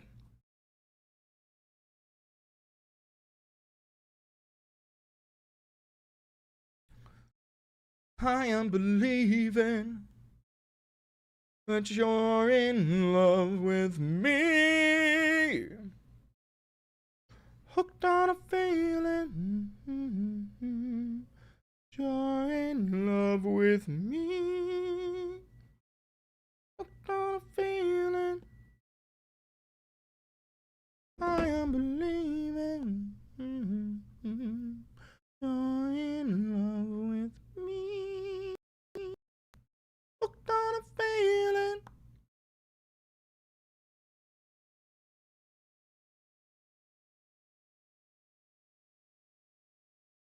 Okay.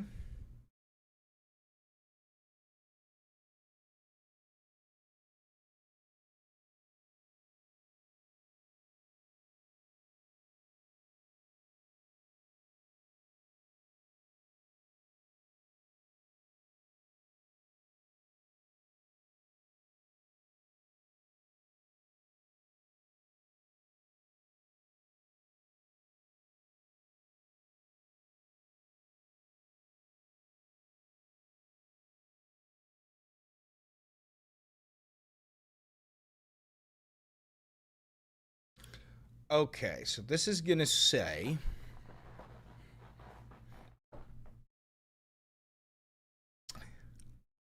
we must destroy. Now, how about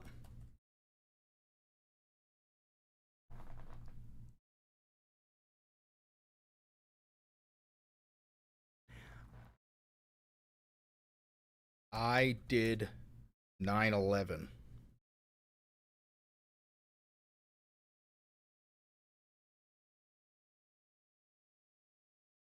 That'll be one. We're going to do 3 this time.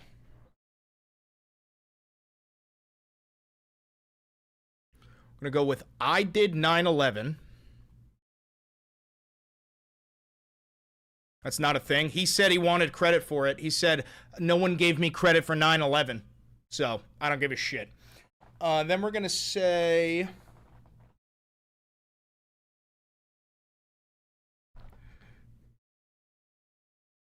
you are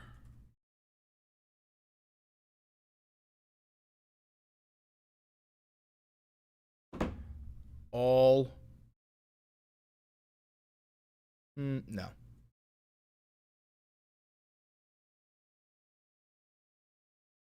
I knew Bin Laden.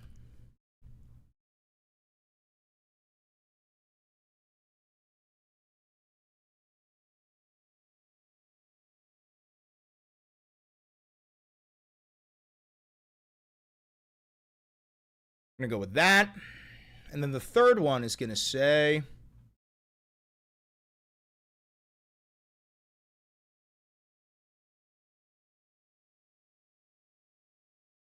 bomb Portland.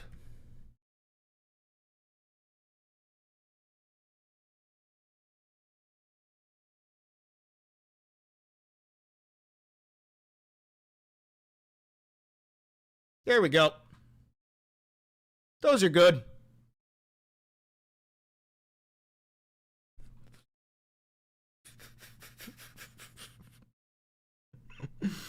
Okay.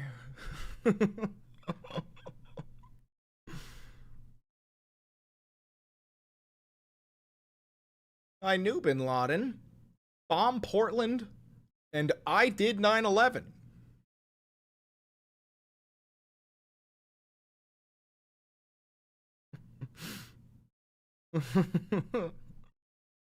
Chris is such a loser. Please stop lying and then saying you were always right. Pathetic little man. Hi, buddy. How you doing?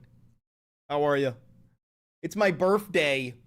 And I just got one of my accounts unbanned on TikTok. I also hit 100K on YouTube. I got my YouTube play button. I make more money than your dad.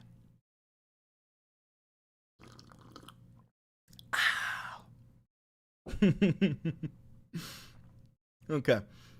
What are we going to call this? We're going to call it, thank you for becoming a loyalist, Brodo Baggins. That's a sick fucking name and a sick profile picture. Brodo Baggins. Unbelievable. All right, the title is going to be Trump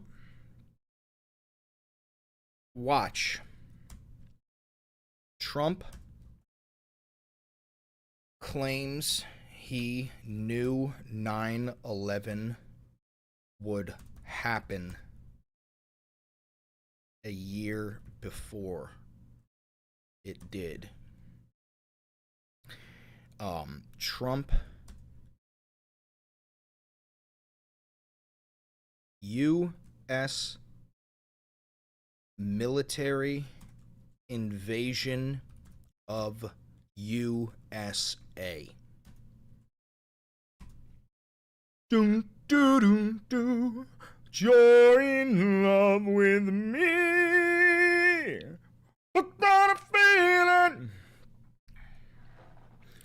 All right, so we need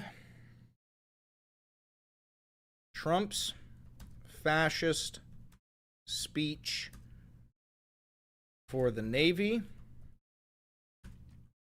the end of the First Amendment, the beginning of the Burger Reich.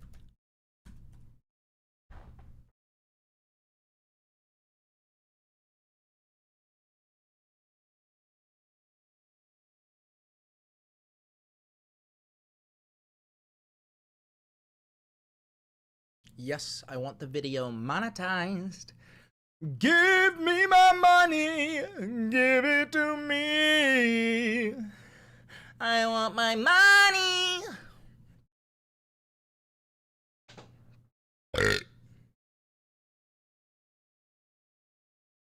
Most recent upload. Answer me. How many Valenti vids did my links make? 1. We've talked about this. I make 1 video per day.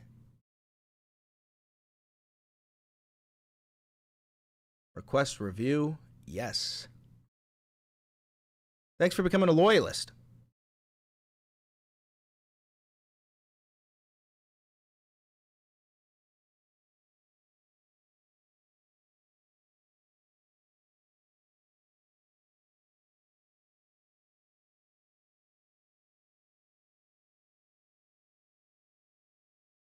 Okay. Public. I'm going to have to edit it real quick.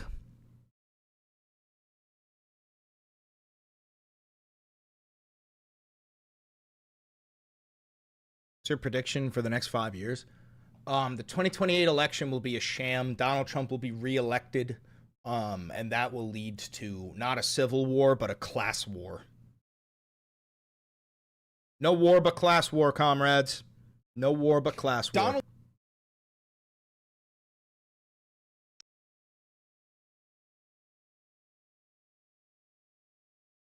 All right, cut here. That's at 4:03.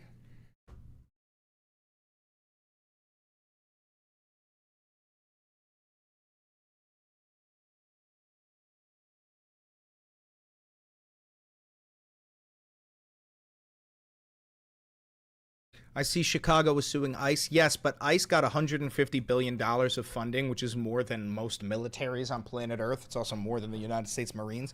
A lot of that money was given to them intentionally because they knew they would be committing crimes and they would need money for legal challenges for when they get sued. They know. They know.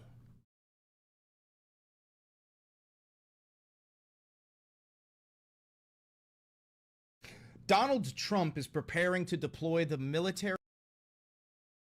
Acknowledge, confirm.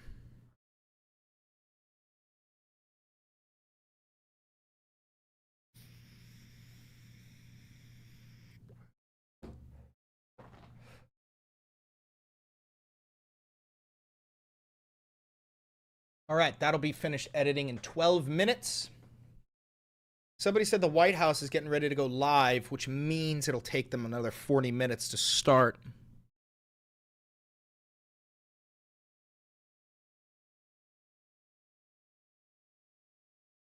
What the fuck is this?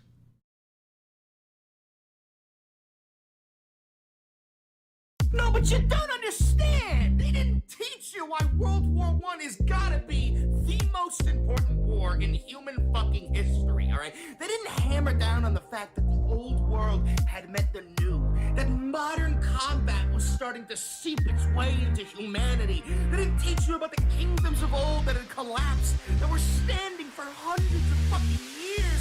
We have battles. No, but you don't understand. World War I was the end of the world. I mean, it was the end of the world that humanity knew, that humanity had known for the past fucking nearly 2,000 years, okay? The world of empires, monarchies, right? Mass colonialism.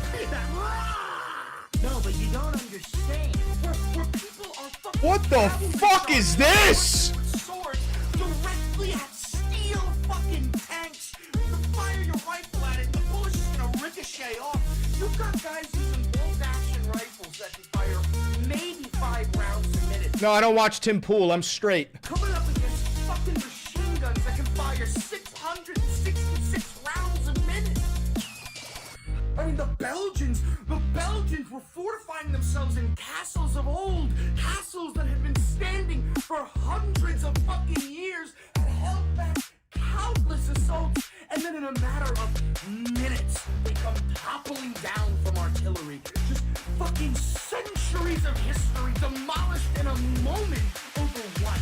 Over a fucking land grab. No, but you don't understand. World War I was the end of the world. That goes so stupid hard. Centuries of history demolished in a moment over what? Over a fucking land grab.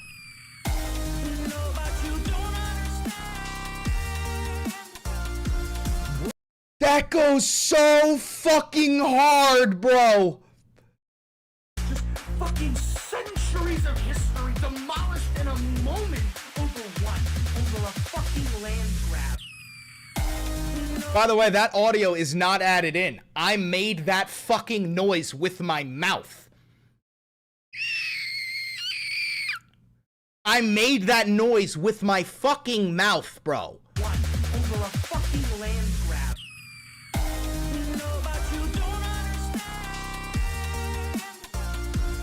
World War I was the end of the world. I mean that. It was the end of the world that humanity knew. That humanity had known for the past fucking nearly 2,000 years, okay? The world of empires, monarchies, right?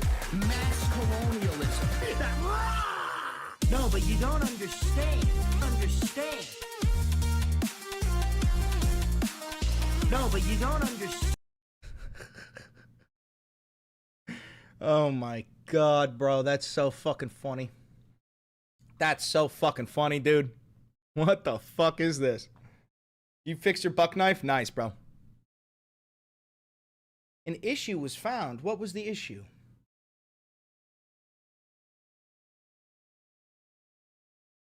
I wonder. Limited ad suitability. Video can't be monetized. Oh, I see. Trim out segment. Fair enough. Trim out segment. There was a segment of the video that had copyrighted music.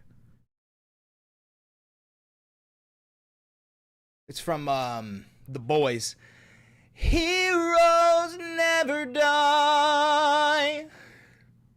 But no, it's not a copyright strike. It's just the video can't be monetized unless I trim out the segment. And now I have the AI trimming out the segment. Work, Clanker! Work!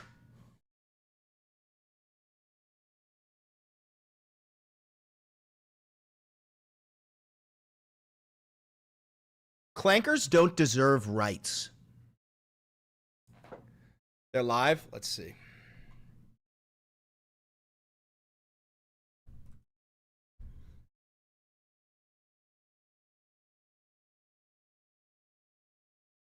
Is it going to be? It's No Lip Levitt. Democrats do not vote to open Evil the government cunt tonight, Barbie. Federal workers will not receive their next full paycheck.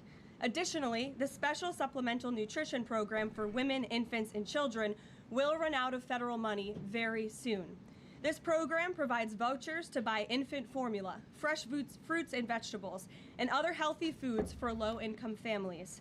It can be easily fully funded if Democrats simply vote tonight.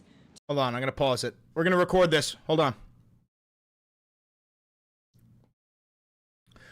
Oh, what's up? Caroline No Lip Levitt, the evil blonde Barbie cunt in the White House, the press secretary. She's giving an evil speech, as she always does, and I figured we might as well watch it live. We might as well watch it live, because it's probably going to be fucking demonic. Let's give it a watch, skis. I'm Chris Valenti. You're watching the Valenti VOD. Let's do it. To reopen the government. Also, our incredible military service members who risk their lives to preserve and defend our country are now working without pay and will miss their next paychecks if this Democrat shutdown does not end. Democrat shutdown? You own all three branches of government in the Supreme Court! Fully fund this important food aid program, gets our troops paid, and reopens the government. So all of this begs the question, what is the Democrat ongoing shutdown truly about?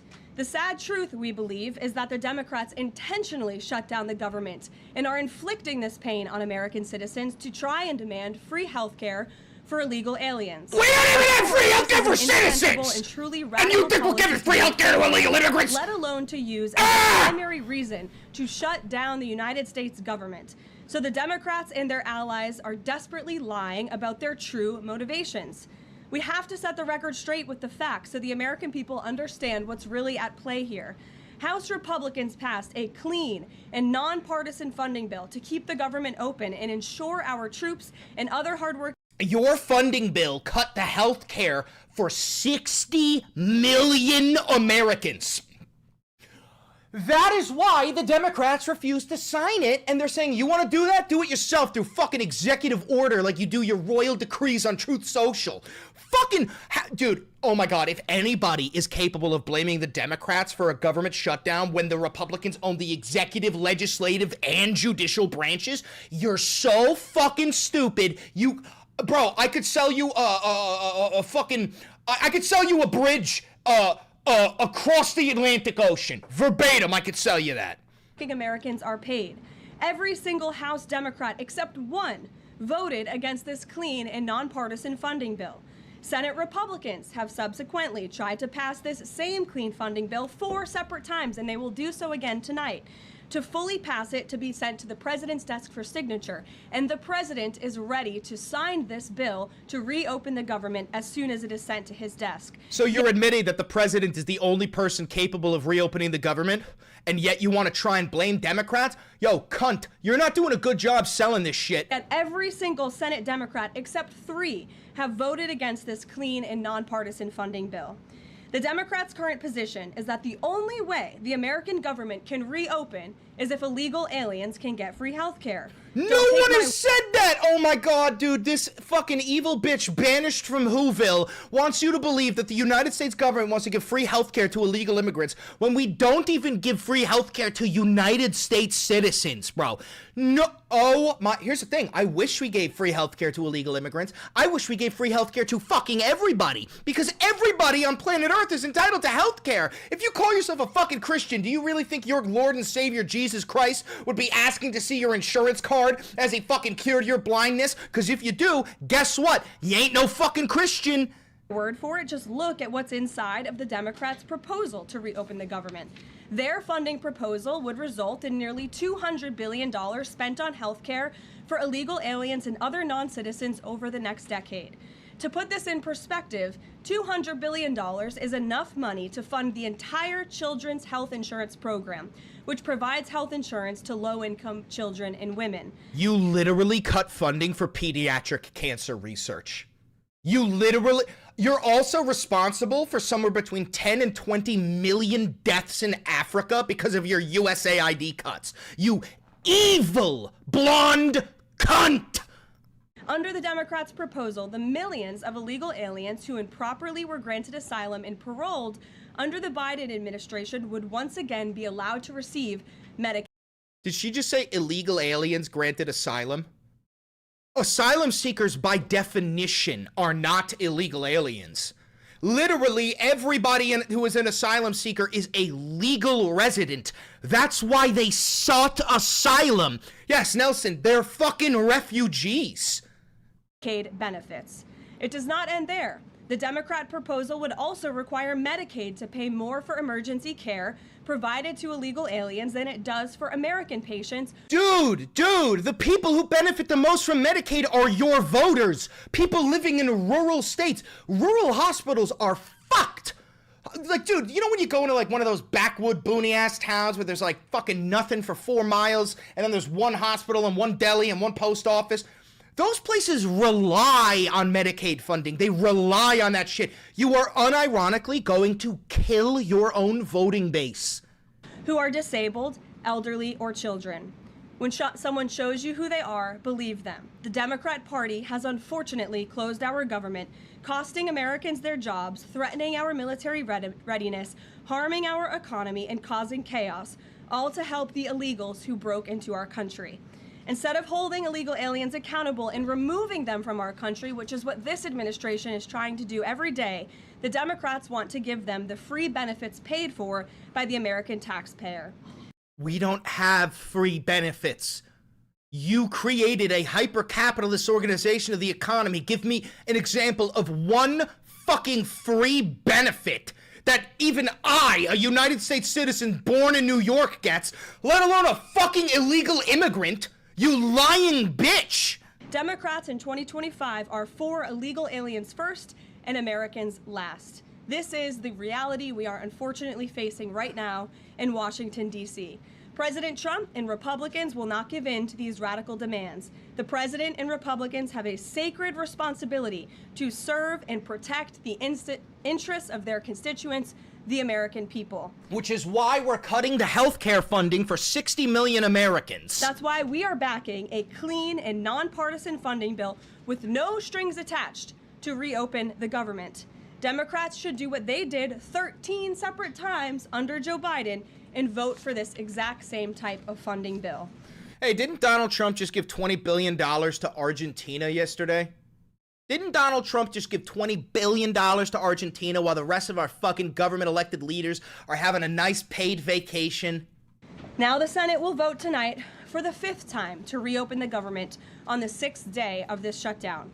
All we need are an additional 5 Democrat senators to end this madness and vote for the clean funding bill to reopen. Yo, if a single fucking Democrat bends the knee and votes for this shit, I'm gonna go so hard body on destroying their public image. Mark my fucking words, Democrat elected officials watching this. If you vote to reopen the government, I will go out of my way to make sure the public fucking hates you. Open the government. If you are an American watching at home right now, call your Democrat senators and tell them to do the right thing and end this shutdown. With that, I will take your questions. Here in our new media seat today, we have Elizabeth Mitchell from the Daily Signal. Elizabeth, thanks for being here, and please kick us off.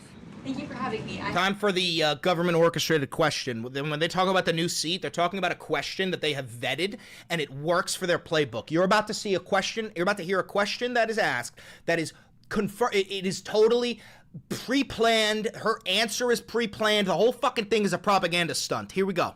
I have 2 questions. First, President Trump told reporters yesterday that firings of federal employees are taking place right now.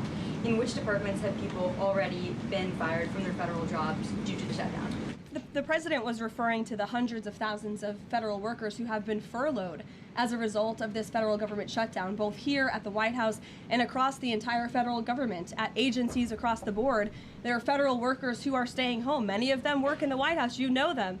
Some of them sit just behind me at those desks. They are unable to show up to work right now because the Democrats chose to shut the government down. And so we're already, unfortunately, seeing the consequence of this. And then, of course, the Office of Management and Budget is continuing to work with agencies on who, unfortunately, is going to have to be laid off if this shutdown continues. You're gonna fire literally anybody who didn't vote for Donald Trump. We're not fucking stupid. You're going to look at their voting records and you're going to fire every single Democrat that is a federal employee. We're not fucking stupid, you evil fucking cunt. Secretary Robert F. Kennedy Jr. said the FDA was required by federal law to approve the new abortion pill last week. The new abortion pill. Administration considering steps to undo this in light of requests from pro-life Congress members and organizations. I think Secretary Kennedy and the Department of Health and Human Services, as I addressed in the briefing last week, were following the law, and we will continue to do so. As I said last week as well, it's not an endorsement of this drug by any means. It's just a law that they were following. Jennifer.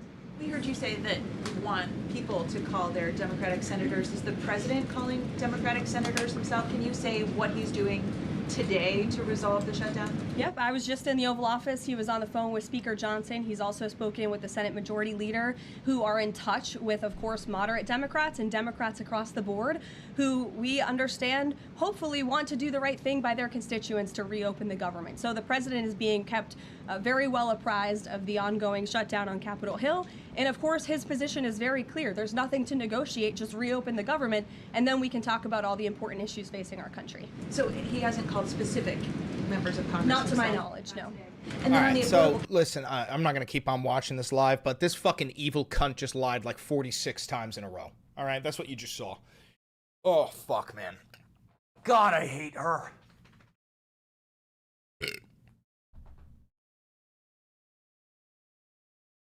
I'm not going to post that as a video. I'll let Valenti Simp clip that. Greta interview? When? When did Greta do an interview? Hi, Mrs. Luigi. Hi.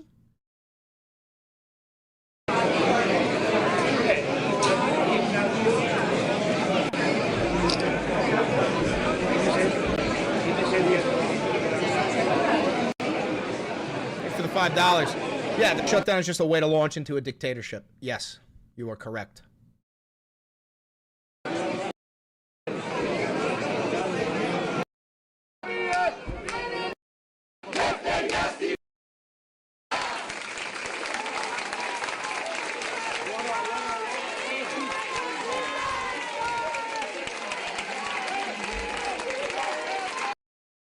We aimed to do.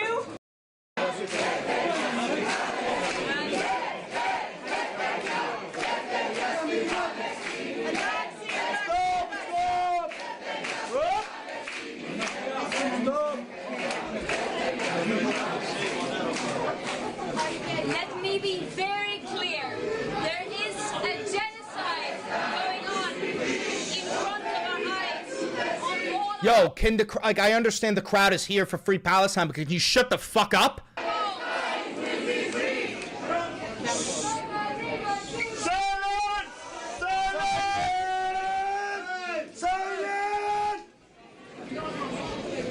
Okay, let me be very clear. There is a genocide going on in front of our very eyes. A live-streamed genocide on all of our phones. No one has the privilege to say we are not aware of what's happening.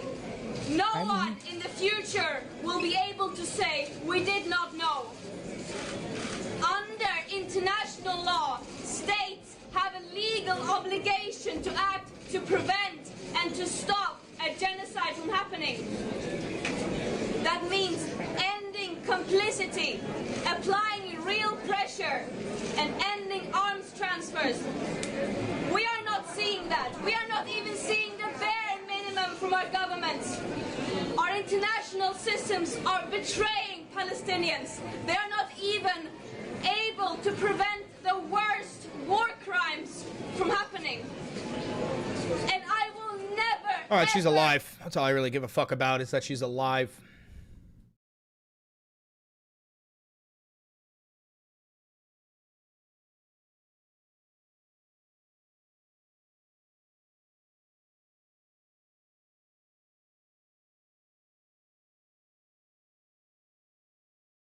All right. I'm going to take a break. I'm out of here, gang. Thank you for tuning in to the Valenti VOD, or the Valenti broadcast. Don't forget to like, comment, subscribe, hit the notification bell, all that jazz. Donate to the channel. Send me all of your money. Empty your bank account and put it into mine. Buy merch, all that jazz. Thanks, guys. Have a good one.